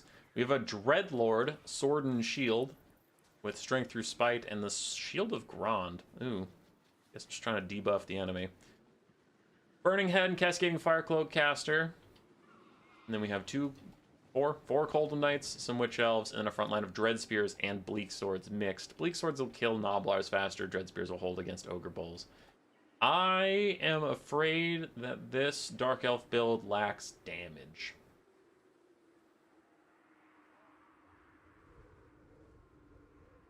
Do double Black Dragon. If double Star Dragon didn't work, double Black Dragon is not going to work. The other side for Taco, we have Noblars backed up by Piggyback Riders. Very common front line because Piggyback Riders are insane. We have Sabertusk Packs, Ogre Bulls. Ogre Bulls with dual weapons. 2 Mornfang Cav with great weapons. 1 Lead Belcher. 1 Yeti with their magic damage, their Frostbite, and their Aura of Frost debuff. And then a Scrap Launcher somewhere. Down in the pit. Scrap Launcher's down in the pit. What kind of Ogre Slaughtermaster do we have? It is a Deathcaster. Beta Beam and Spirit Leech.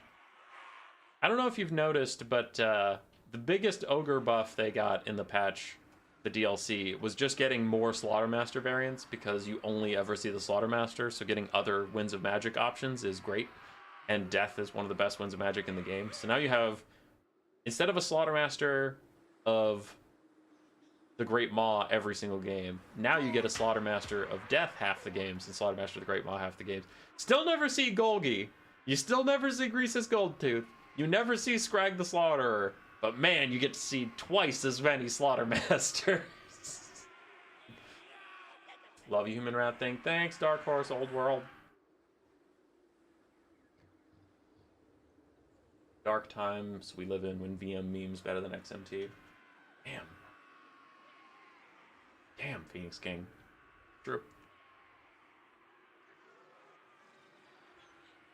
The faction war, though. Can't fuck around. Can't do it. So, there will be no kiting this time until you get to late game. Noblar Scrap Launcher does not out-kite double Bolt Thrower, so the Ogres will have to advance and take out those Bolt Throwers. Then maybe in the late game they can kite with the Noblar Scrap Launcher if they even want to, but I suspect they'll just want to go all out and run these guys down. A Flock Slaughtermaster from time to time, true.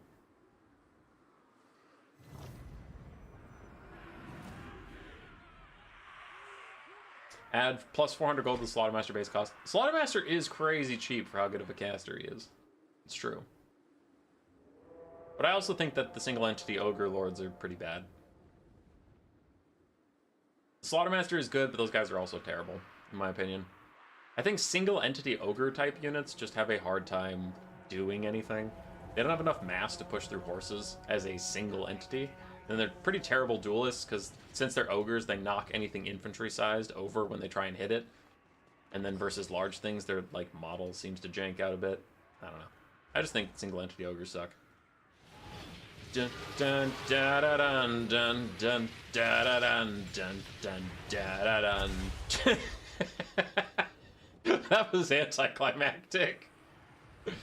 Crows of Cain think about harassing an Noblar Scrap Launcher, and then they're gonna path out of here.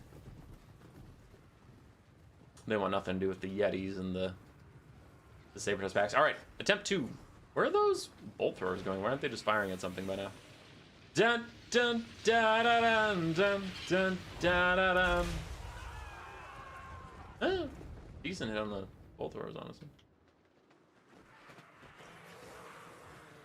The bolt throwers are trying to get a shot over the hill down on the scrap launcher. Okay. Seems a bit suspect to me. You might just want to shoot the lead belcher or something. Look at him turning. Oh, run away. Game Boy's right. Thunder Tusks. Is this final best of 3 or best of 1? Best of 3. Thunder Tusk banned because it sucks. No, it's just people hated it, so we just removed it. The scrap launcher almost killed the Dread Spears. Almost. So close. One of the bolt throwers has gotten range of the lead belchers, is trying to pummel them as they run away. The other one is getting good shots onto the scrap launcher. And this is where the ogres need to realize that they're not going to win the artillery fight and charge. I actually do think that they're going to have a bad time if they're just trying to out DPS 2 bolt throwers with a lead belcher and a scrap launcher. Yeah. All right, ogres are starting to move up. Realize they can't scoot and shoot their way out of this problem. I think Taco was relying on being in a pit, obstructing the line of sight, but the bolt throwers have really good curve angle to their shots, so they're completely fine.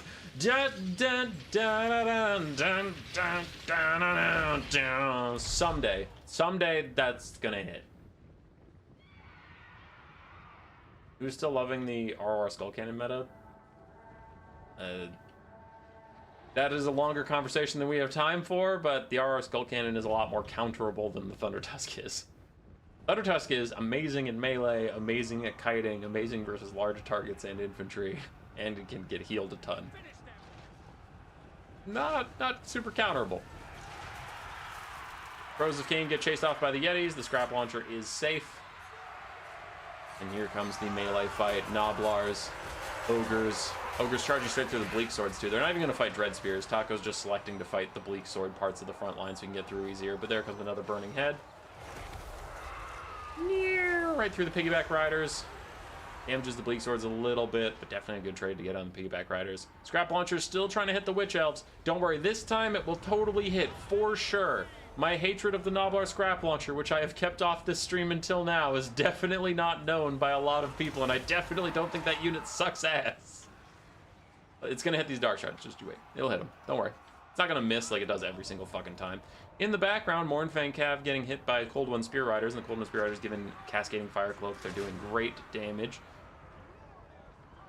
But the first of our bolt throwers is shut down. The Dark Elf front line is having a bad time. It kind of hit! It kind of hit for the first time, and it did some damage! But the Cold Knights have already killed off an entire Mournfang cavalry. Flower is ahead on the damage value, just a little bit. We don't even have Murderous Prowess popped yet. Ogre Bull stuck fighting those Cold Knights. The other Cold Knights are running away as well, as a third Cold Knight rotates over to get a good charge down. The game was not lagging at all, and it suddenly lags a lot. That's not usually good. That usually means someone's about to crash.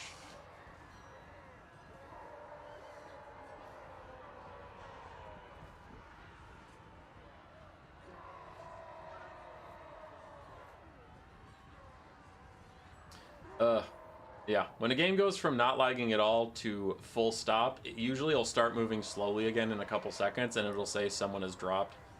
I'm gonna guess it's Flower. Flower has dropped before. Look at that guy. Does he not have a nose? He does have a nose. It's just covered in blood so dark that it's like black.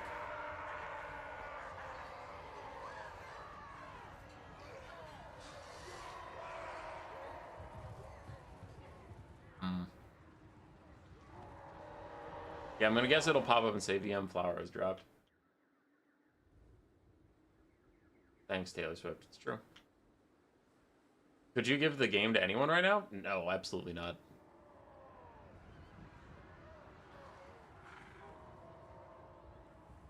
This will go down in history as a bigger moment than when the power went out during the Super Bowl. Oh! I don't think that's true. I think you're lying. This is taking an awfully long time for it to pop up and say VM Flower has dropped. Is that Lead Belcher trying to fire this like a sniper rifle? That's kind of intense.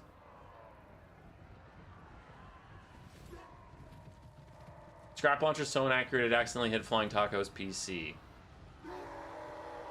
That's the best burn I've ever heard. Hey, I was right! I was right. I'm the right pants.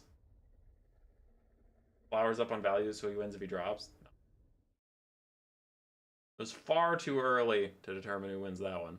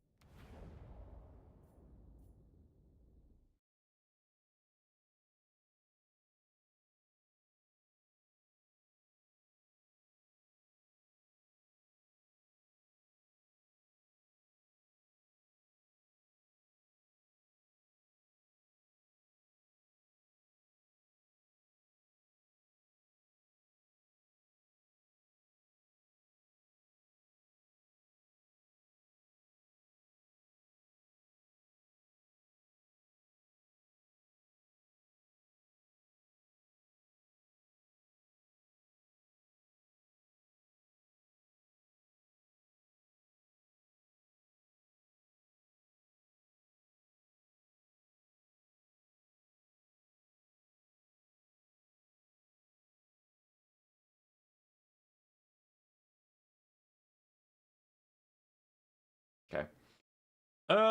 Flower's coming back.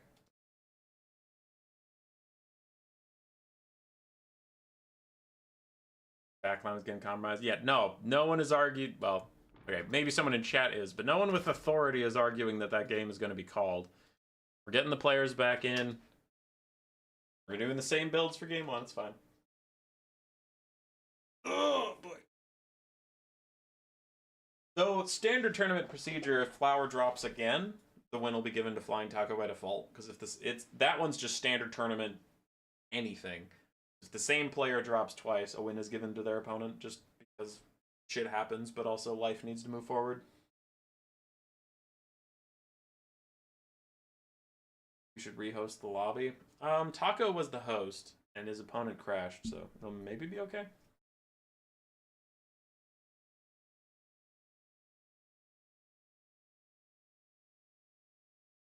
Hazel's just out here being poopy.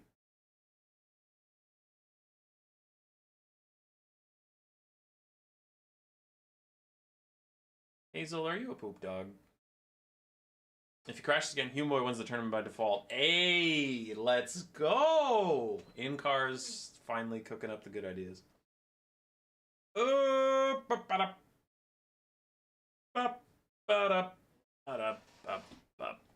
Flower's back in. I suppose I don't need to block her because he needs to bring the exact same build so we can watch him build his build.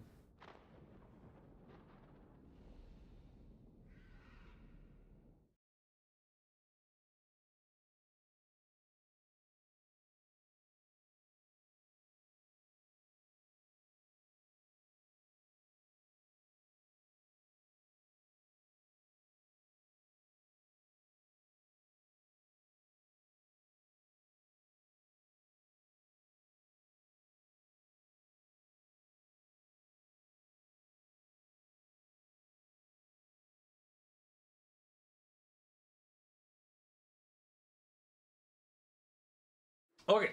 Okay, I'm back. Hello. Tactical DDoS. Honestly, I don't think Flower would try to dip there because things are going very well for him. His first Cold One engagement that just happened before the crash, he killed an entire Mournfang cav with a Cold One Rider, taking very little damage in response. That was amazing for him.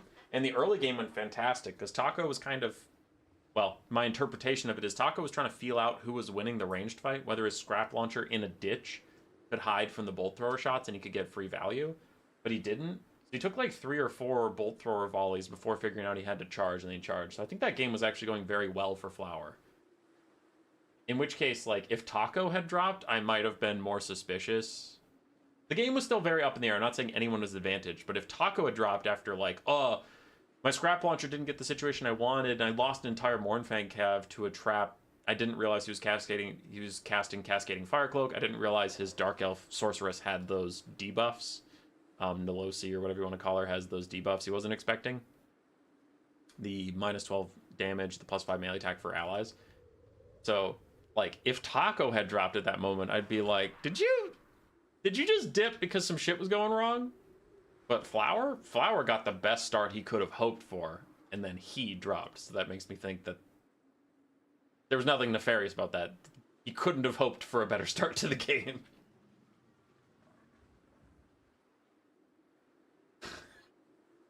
Taco DDoSed Flower, trust me. Oh, sickos. Alright, both builds are resetting up. We're still in game 1. In an hour and a half, I have another stream, a try-hard conquest tournament that I'll be playing in, and then when I inevitably get my ass kicked by Raced again. Raced, always beating me. When Raced knocks me out again, I'll just cast that until the finals. But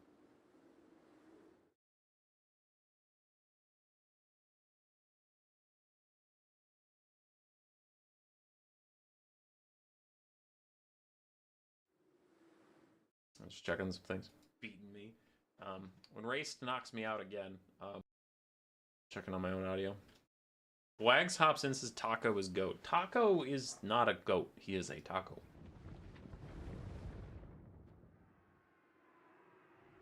Really goes to show how Ogre Games is balanced. That Flower had the best start possible, and it was even at best. Dude, yeah, Ogres are fucking cracked right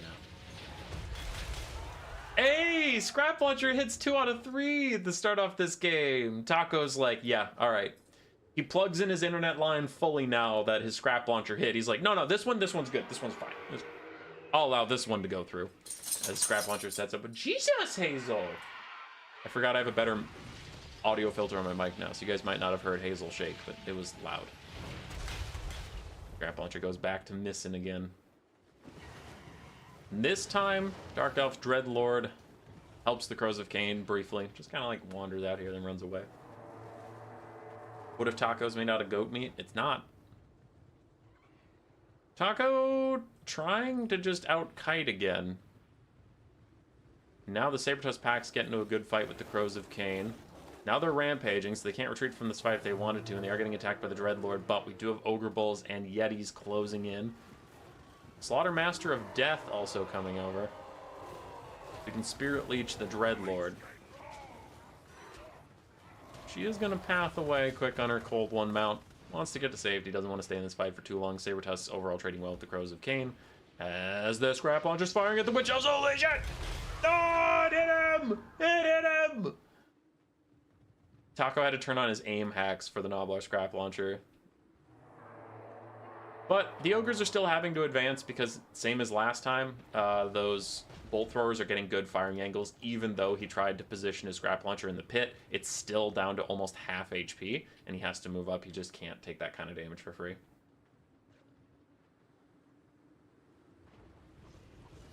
So still a solid start for the Dark Elves overall. The Crows of Cain didn't lose too many models, so they're still 44 out of 60, and they have regeneration when they're in melee.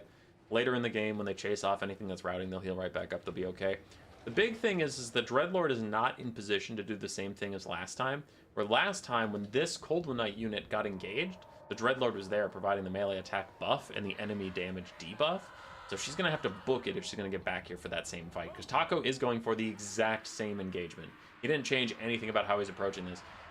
He attacks the front, and then his version of the left flank has a massive overload. In comes the Cold Knights, but they're not getting the cascading fire cloak they got last time. They're not getting the charge they got last time, and the Dreadlord is not here, so I think this will go quite differently. Flower agrees and tries to path his Cold Knights out of here. Some of the reserve Cold Knights might have to be brought in to deal with these guys, but it's not going as well on that flank as the first time. Elsewhere, the front line is holding. Witch Elves got engaged a lot quicker, and they got a cascading fire cloak this time. Interesting. They haven't popped their Witch's Brew, and they probably need to if they're going to get as much damage out as possible.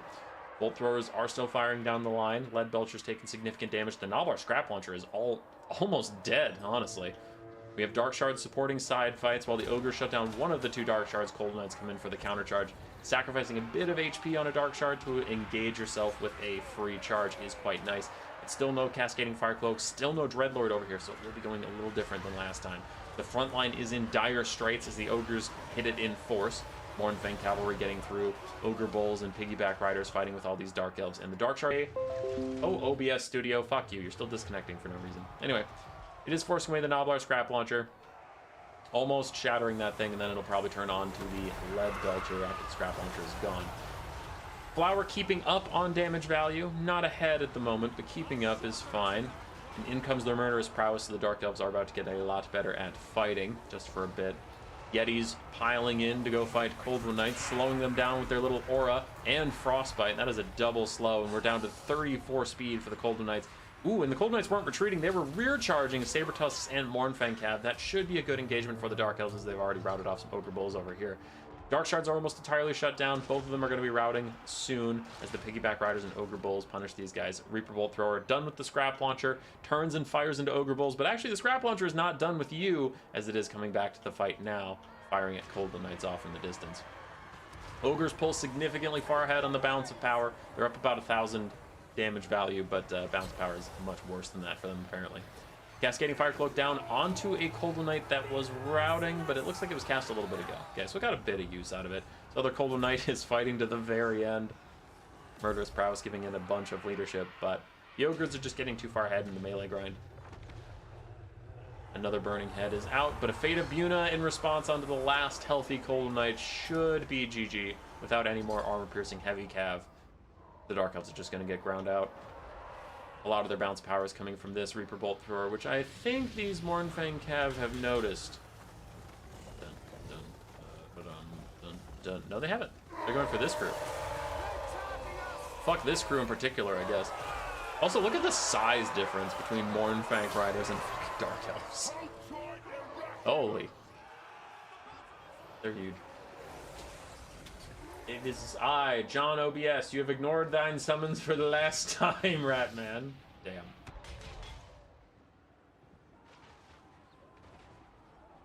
I love how the Scrap Launcher is back. So, like, all of your efforts were in vain, as it is still here. It is still vibing. Yetis peel for the Lead Belchers. Slaughtermaster snipes out the Sorceress of Fire. She just knifed him in the belly! You can't do that. Oh, yeah, she definitely can't do that now that she's routing. GG to game one. Ogres lead.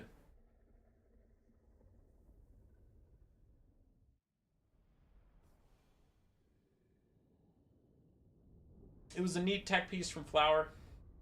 Shame game one dropped. I think he had a better start in game one than he got in game two.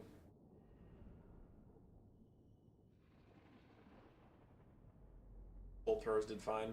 One did alright. Slaughtermaster of Death did his job. Nobblars did their jobs. Piggyback Riders did their jobs, I guess. Kind of, sort of. And Ogre Bulls just overwhelming the backline was very annoying. Lead Belchers did okay. Mournfang Cav did great. Saber Test did great. Scrap Launcher is a poo-poo. The poo-poo, dum-dum, potty head.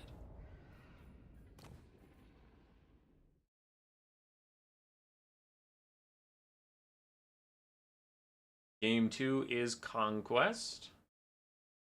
The players had a list of maps to pick from, so I actually don't know what map is coming, but I do know that the next map will be Conquest. Conquest. I tried. So here's the thing. Here's where I'm the unpopular streamer, man. My last couple of faction wars, I did Tempest Grav, I'll answer that in a second. Here's my thing. I was unpopular because I did a couple faction wars with land battle, domination land battle before conquest existed. Because I thought finals should be more than a best of one. Because in a best of one, you can get some build roulette, and like someone surprises you or cheeses you one time, you just lose. That sucks. But sorry, I lost my train of thought for a second. Um, yeah, someone cheeses you once and you lose. So I thought best of three would be better, but then when we had domination, like, well, we have this different game mode that's played differently. You could see different builds. That could be interesting. So then I used to do land battle, domination, land battle, and like, man, a lot of people got mad. Because for those who don't know, there are people who play just domination, and there are people who play just land battles or conquest or whatever. And then there are like a much smaller percentage of people that play both. So when the finals had both in it, people were like, what the fuck? They were not pleased. So that made me kind of sad because I was like, it makes a best of three more interesting, but whatever. They are still on land battles. Is Plains of the Dead even a conquest map? How to balance ogres? Is it a mass thing? No, because ogres have always had mass, and they weren't that good until this DLC.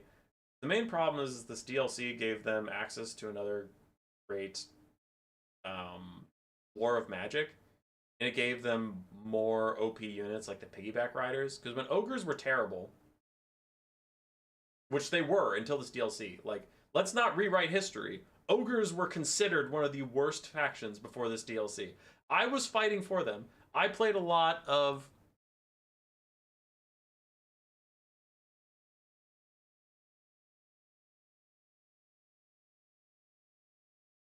I played a lot of ogres. I didn't think they were as bad as a lot of people thought they were, but no one was arguing they were A or S tier. I said I thought they were B. Everyone else was saying C or D, right? But then the DLC gave them piggyback riders, which are an insane frontline piece. Because your frontline used to be capped hard to 5 Noblars. That's it. You don't have any other options. You just get 5 Noblars. You can get some Noblar trappers, but then you're paying 500 gold for a hybrid archer unit to help buff up your frontline.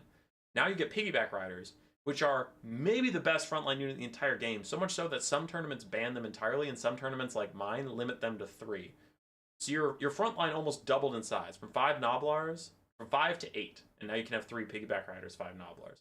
You get a lot more support for pretty cheap. You get blood vultures, which are flying dog units, and the ogres, one of their biggest weaknesses is they couldn't fly at all. Before the DLC, you had no flying units. The easiest way to beat the ogres was to sky cheese them. Take a bunch of flying units with ranged, or take a bunch of flying monstrous units or breath attacks or something. Take out their lead belchers with like artillery, like bolt throwers, or something. Or blue fire if you're Zinj, and then you can just take changebringers. And then if you kill the lead belchers, nothing can stop your changebringers, and you can just sky cheese them. But now with blood vultures, you can chase those guys around and be annoying, like gyrocopters for the dwarves, or changebringers, or the heralds of the wind. The Raven's heralds, right? So flying skirmish isn't auto win versus them anymore. Then they got the Thunder Tusk, which is an amazing artillery unit, because before the Thunder Tusk, they didn't have good artillery. And you're going to yell at me about the Iron Blaster. The Iron Blaster is bad at being artillery. It's good at being a shotgun. But actually max range firing with the Iron Blaster, can't hit anything. Can't hit a fucking thing. Your lead belchers are mid to long range, but they're easily sniped out by other artillery. So ogres lose artillery duels before the Thunder Tusk comes along with a homing snowball and then a free fire 360 shooting javelin that the guy on the back throws that's anti-large and does a shit ton of damage. Then you have an artillery piece that's homing and can win a lot of artillery duels. It's a single entity, so you can still heal it up like you could heal the Iron Blaster. And then when it runs out of ammo, which it never fucking does, it's amazing at infantry cycle charging, and it's still a solid duelist. So Thunder Tusk is flat out OP, but it made the ogres not lose artillery fights anymore. They all of a sudden got flyers. They got double the size of their front line. And then now you can really leverage their already crazy strong crushers and their already crazy strong ogre bulls. But the thing was, is you used to know exactly what was coming at you because all of the ogres units were large melee units. That was all they had. Their artillery sucked, their frontline sucked, and they had no flying. And you add those things in, so now people can't just take their builds and go, I am just going to take anti-large armor piercing, that is it, and I'm going to beat you. Now you need to have something like Burning Head. You see Burning Head all the time. Take out the piggyback riders because you have to. Like, you can't just let piggyback riders run through your formation, right? So Do you have to do that? Well, it's taking money away from your anti-large. It's taking money away from your armor piercing. Well, now I have to deal with blood vultures. I can't just let them fly into my archers or fly into my artillery. So I need to take light cavalry or dogs or flying units of my own to counter those. Okay, cool. You're taking more money away from your anti-large. You're taking more money away from your armor piercing. But you have to, because the ogres got more diversified. They got broader. So now they still have crazy mass. They have the best, most cheap, most effective monstrous infantry in the game, which I would argue is fine. You want ogres to have good ogres. If ogres units sucked, then what are we doing here? But all of a sudden, this roster has multiple ways to play the game, and that's what makes dwarves so hard. Dwarves are kind of the same way. Dwarves are heavy infantry, you know they're heavy infantry, but are they going to hard box? Are they going to go wide? Are they going to vanguard? Are they going to sky cheese you? Are they going to hero hammer? All those require different things. You can't just go armor piercing anti-infantry versus dwarves and win anymore. Because what about gyrocopters? What about hero hammer? What about blasting charges from iron breakers? What about thoric? Like things like that. But ogres or dwarves, more extreme. Because at least dwarves are still mostly dealing with armored infantry. It's just if the armored infantry is in the form of a hero hammer blob, or a tiny box, or a wide build. Ogres, you truly have, like, kind of everything coming at you, and that's how they got so strong. So, that's a long answer to your question.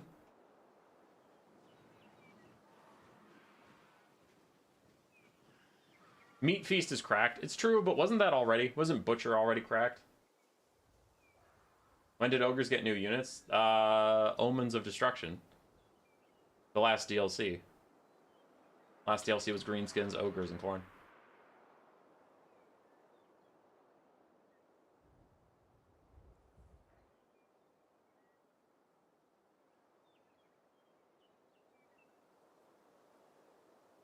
See, Meat Feast is strong, but they just renamed Butcher. They already had Butcher. They already had a ton of healing. Do you think Tomb Kings should carry an ROR with access to Blood Vultures carrying Frenzy? I mean, that'd be fine. I don't think it'd change anything. I think it'd be fine, but you'd see them in the matchups where you already see carrying, and they wouldn't be that OP.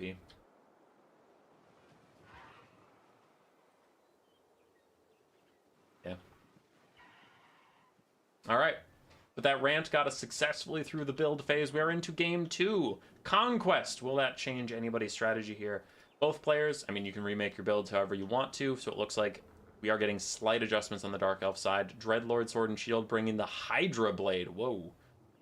Plus the Strength through Spite and the Shield of Gron. So just adding another thing on there. Dread Spears, Bleak Swords, mixed front line yet again. Sorceress of Fire with the same spells. Feral Manticore for a little bit of terror. 2 Reaper Bolt Throwers, 4 Coldwood Knights, Crows of Cain. What did you cut?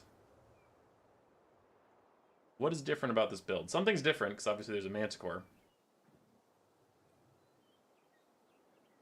I don't know. Oh, his Dark Shards don't have shields anymore. That's probably smart.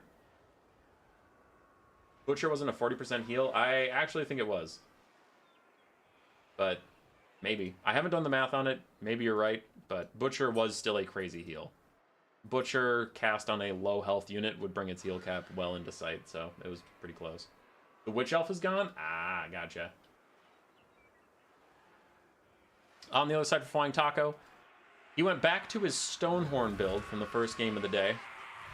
Melee Stonehorn. Then we have Noblars, Ogre Bulls, Piggyback Riders, Ogre Bulls, Ogre Bulls, Ogre Bulls, Ogre Bulls. All Ogre Bulls. He has no Mournfang Cav. He has no Crushers. Just Ogre Bulls. And Noblars and Piggyback Riders, 1 Blood Vulture, and a Slaughtermaster of Death again with Fate of Bune and Spirit Leech. So Taco switched his build, honestly almost entirely. No Scrap Launcher, no Mournfang Cav, just more Bulls and a Stonehorn.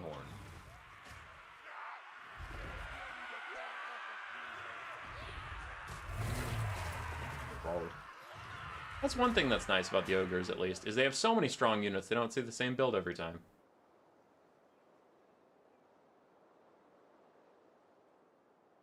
Can't wait until High Elves get their DLC and community of a mental breakdown once the High Elves actually get good infantry. Bro, High Elves are still played all the time, and they still do pretty well. I don't know why so many players just think High Elves are terrible. Both the High Elf players made it to semifinals here.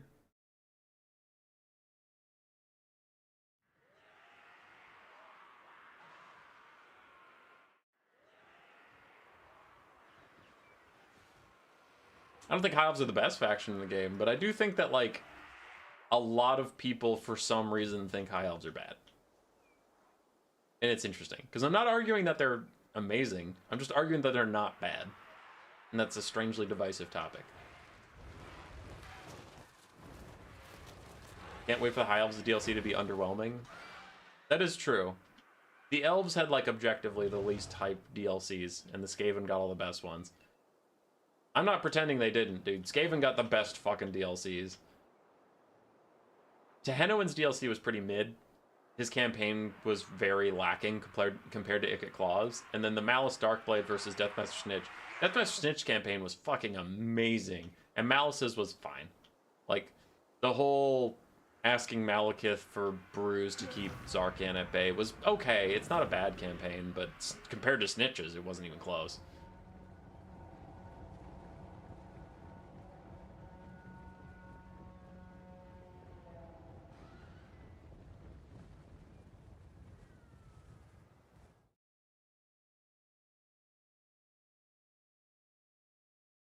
Okay, we are into game. I was just checking some messages. I got briefly distracted as soon as they hit start. Now this is Conquest. We are not doing any attacking rules. The only rules that were in place were just army limits. They're the same army limits that we use for all of our tournaments. No Thunder Tusk, etc., etc. But at this point, players can do whatever. The Lothern Skycutter would be the most OP thing ever. No! I don't want more Chariot Skirmish to be good. It's a losing fight as I constantly petition CA to take ranged chariots and just put them in the dumpster. Looking at you, Steam Tank. Looking at you, Landship. Looking at you, Thunder Barge. Looking at you, Gyrocopters. Looking at you, Scourge Runners. Looking at you, Light and Heavy War Sleds.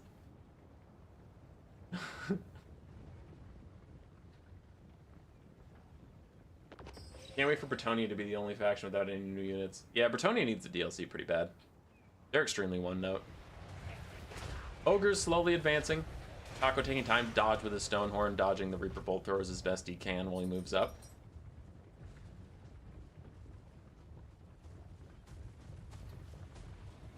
The Ogres might capture the point by accident as they march forward, because they just had so many units marching through this area, they might capture it on the go, but it doesn't look like Taco's actually going to stop and grab it, so it might be uncontested point. Something's happening over here. Crows of Cain do jump briefly onto Blood Vultures. Ah, the Blood Vultures landed. I see, so it was a bait. It looked weird that they were attacking something on the ground. Slaughtermaster is going to finish capturing the victory point, so if this game goes crazy long, Taco will take it on points alone. Looking at you, War Wagons. Got that one. I like these Noblars turn sideways for some reason, get stuck in place, and then the Dark Elves are like, alright, Burning Head. Kill them. Crows of Cain peeled away from the Blood Vultures. Still trying to heal up as they run. And this Taco engagement is getting a little spread out for my liking. What the hell is that? The Feral Manticore went balls deep in the back line? Why? I guess it's working. It's peeling away Taco's mass. The Feral Manticore gets back in the sky, but now the Stonehorn and the Saber-Tusked packs and these Ogre Bulls are late to the fight as Cold One Knights get a free fight with Ogre Bulls, and they are winning it for now. I'm still very concerned about the Dark Elves. As much as people don't like Kite, and I am definitely one of them, I think Kite is boring personally, but like there's some Kite that's interesting. I'm not going to get in that whole debate. It's just not my favorite game mode, game style. I will say that Sipa's Kite build looked a lot more effective than trying to meet the Ogres in melee combat, and I'm very worried that Flower doubled down and just said, fuck it, we'll do it again. To me, that seems suspicious. There's a Fate of Yuna from the Ogres onto the Golden Knight that'll take him out. Murderous Prowess isn't even active yet, so that will leave these guys very susceptible to routing until that pops. Golden Knight leadership is good, but is much better when Murderous Prowess is up. Very dominant performance for the Dark Elves on this left flank. Already took out a Noblar and an Ogre Bull, and they need to come back over. Meanwhile, the Death Lord? Dreadlord is fighting the Slaughtermaster, has popped the Hydra Blade for 600 weapon strength, which is actually nothing to scoff at. For never seeing the Hydra Blade, that's pretty good. But they lose their attacking orders and just let the Slaughtermaster go. I hate that. I don't know why, but it happens to me too, where sometimes my units just go, listen, I know you said attack that guy. I got one hidden and then he ran away, so I'm just going to stand still. Is that okay? I'm just going to stand here. That's fine. Dark Elves Dark Shards, Dark Everything getting killed off by Ogre Bulls. And this is the last hope of the Dark Elves in this tournament. The last hope of anybody to stop the Ogre Kingdoms from becoming the Faction War Winter 2025 champions is these Cold One Knights charging down the side, just taking this right flank engagement that went so well and just going down the line and winning every engagement on and on and on and on and causing a cascade. That is actually a common thing that can happen in games. I just doubt it's going to happen to the Ogres.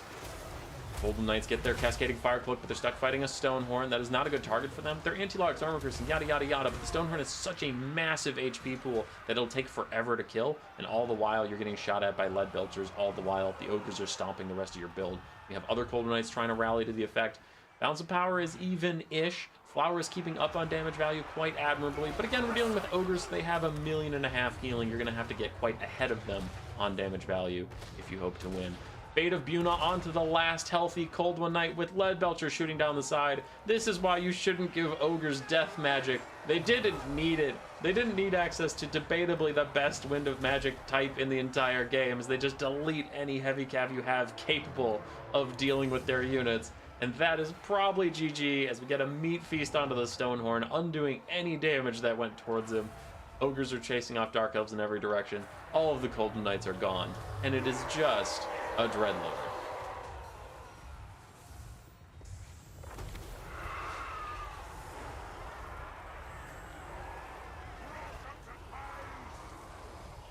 Taco is the lone champion to run through a gauntlet of elves. Yeah. Kite is the best playstyle, all better than box, control A, control medium right click. What? It depends on what kind of kite you're talking about, Chosen One, though, because I mean, did you see that Sipa versus Taco game? That was boring as shit. Like, so there's degrees of it. There could be fun kite, but there's also way too much, like, everyone's out of ammo, just slowly chasing things down, trying to cycle charge kite. Is Human Boy still frozen? No.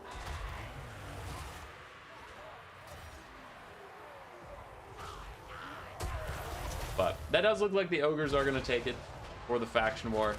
Not a lot of hope for the Dark Elves here. Wow, they even dismember those Cold Knights. That's just rude. That's just mean.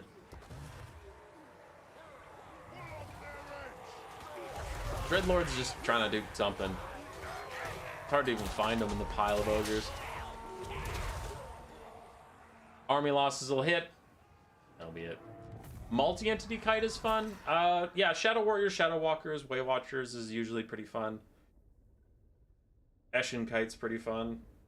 I just hate chariots. That's my thing. I think chariots shouldn't be given missile attacks, because this is the rant I went on to CA, and I'll give you the very short version, but like, the problem is if you get dogs onto Shadow Warriors will die. If you get anti-large, armor-piercing heavy cav onto chariots, if the chariots are moving, they will not die. And that's my biggest problem, is I'm like, you fucked up. Your chariots got caught by my melee units. I should get a reward. And the current spaghetti code in the game is like, no, you can't hit chariots if they're moving. So your Fireborn are just going to walk alongside Scourgerunner chariots, just shake hands with the Dark Elves that are currently shooting them to death, and just be like, don't worry, someday they will stop. And when they stop, I will get to deal damage. And that's bullshit, and I hate it, and it breaks my immersion in the game, and it's really unfun to cast and watch. Shadow Warrior kite, lit. When those guys get caught, they take damage. Consequences exist. Chariot kite, bullshit. Unit type is broken. It's not meant to be doing ranged things. Because if you get chariots in melee, they're not bullshit, because they're charging towards things, and then those things can interact with them. But when you're charging away and dealing damage, chariot model types just literally don't work. Like, they are functionally not working in the video game.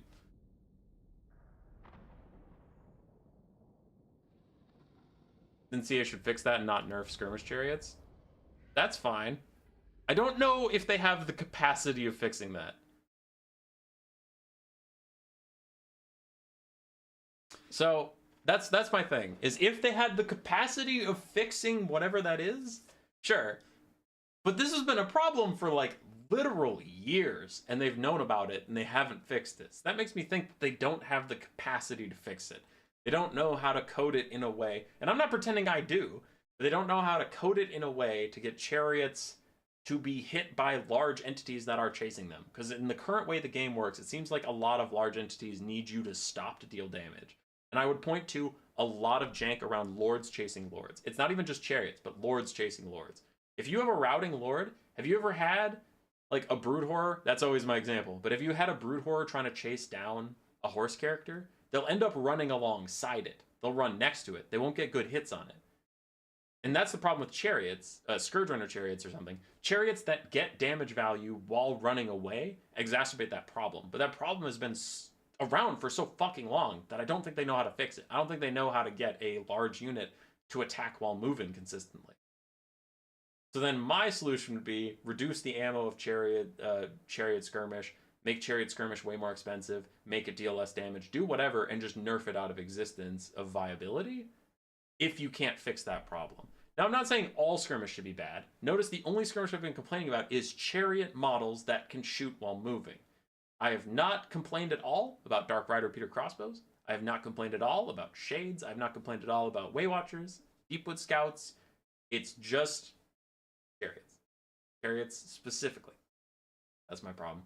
So I've been campaigning CA to nerf that unit type, unless they can fix the problem. I got shut down by other content creators, so it's probably going to remain a problem, but there's my spiel.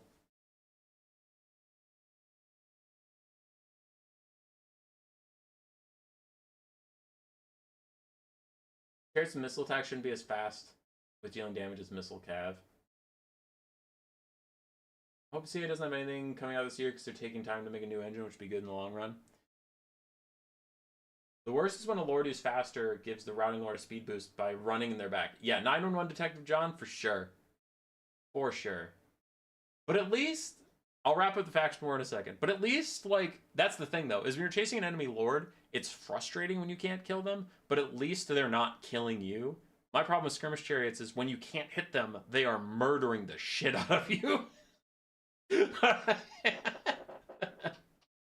Your fireboard are just getting roasted by Scourge Runner chariots as they're like, I don't know how to interact with this. I'm like, stab it! Stab it! It's shooting you in the face! Do something!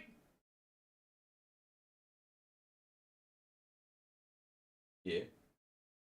Okay. So, let's wrap this up. Bam! Flying Taco and the Ogres are the winner of the DLC. Flying Taco is a great, fantastic, amazing player, but I do think everyone would agree when it comes to the DLC factions, Greenskins, Khorne, and Ogre Kingdoms were the winner of the DLC. They got most of the best units, and they rose the most on most people's power rankings. So, Taco putting on a good show of the current strength. I do think Dwarves and Demons of Chaos are also quite strong, but Ogres is not a bad contestant at all. A good win for Taco. I will be getting him in touch with our artist for his prize. He will get to pick his favorite Ogre unit / character to hold up a banner that says Flying Taco, winner of Winter 2025 Faction War. We'll get Ash's $20 Steam gift card for predicting the bracket the best. And in about an hour, in 53 minutes, we will have another stream. Where is it? There it is. Boom. Boom. 52 minutes and counting down. We will have another stream. Conquest, full sweat, try hard, amazing badassery. If you're like, Land Battles sucks and Conquest is amazing because no one will ever kite you on Conquest, we're going to find out in 51 minutes. Woo!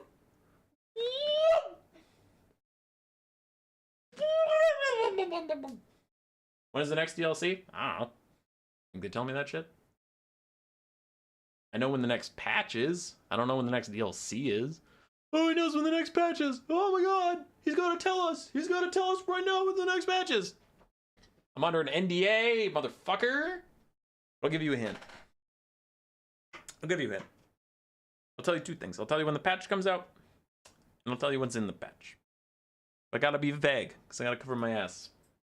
Can't do anything illegal. So here we go. The patch comes out. The next patch comes out in a month that rhymes with Dune.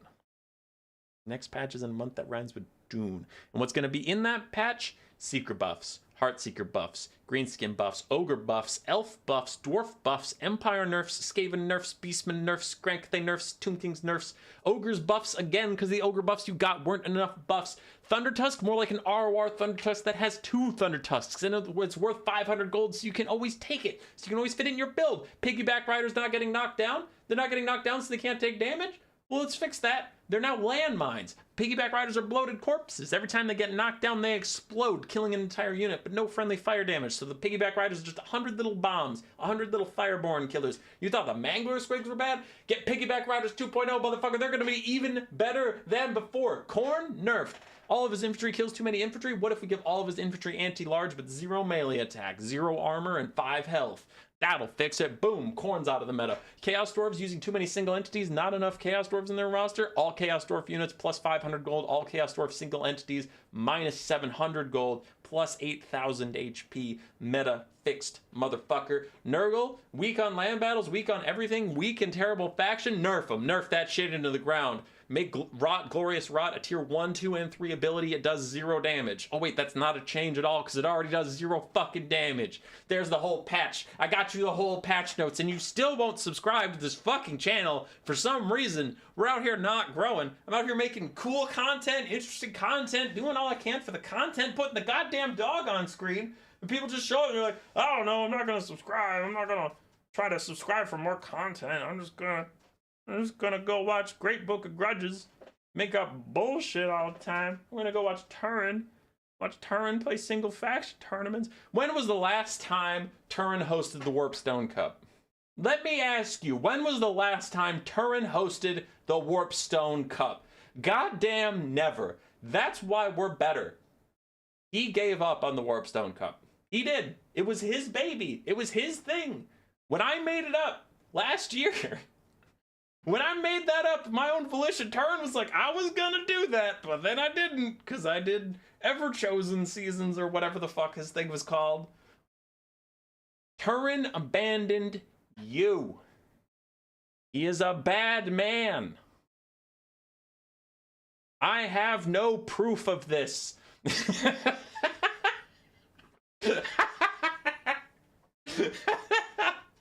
Alright, I'm done being unhinged and stupid.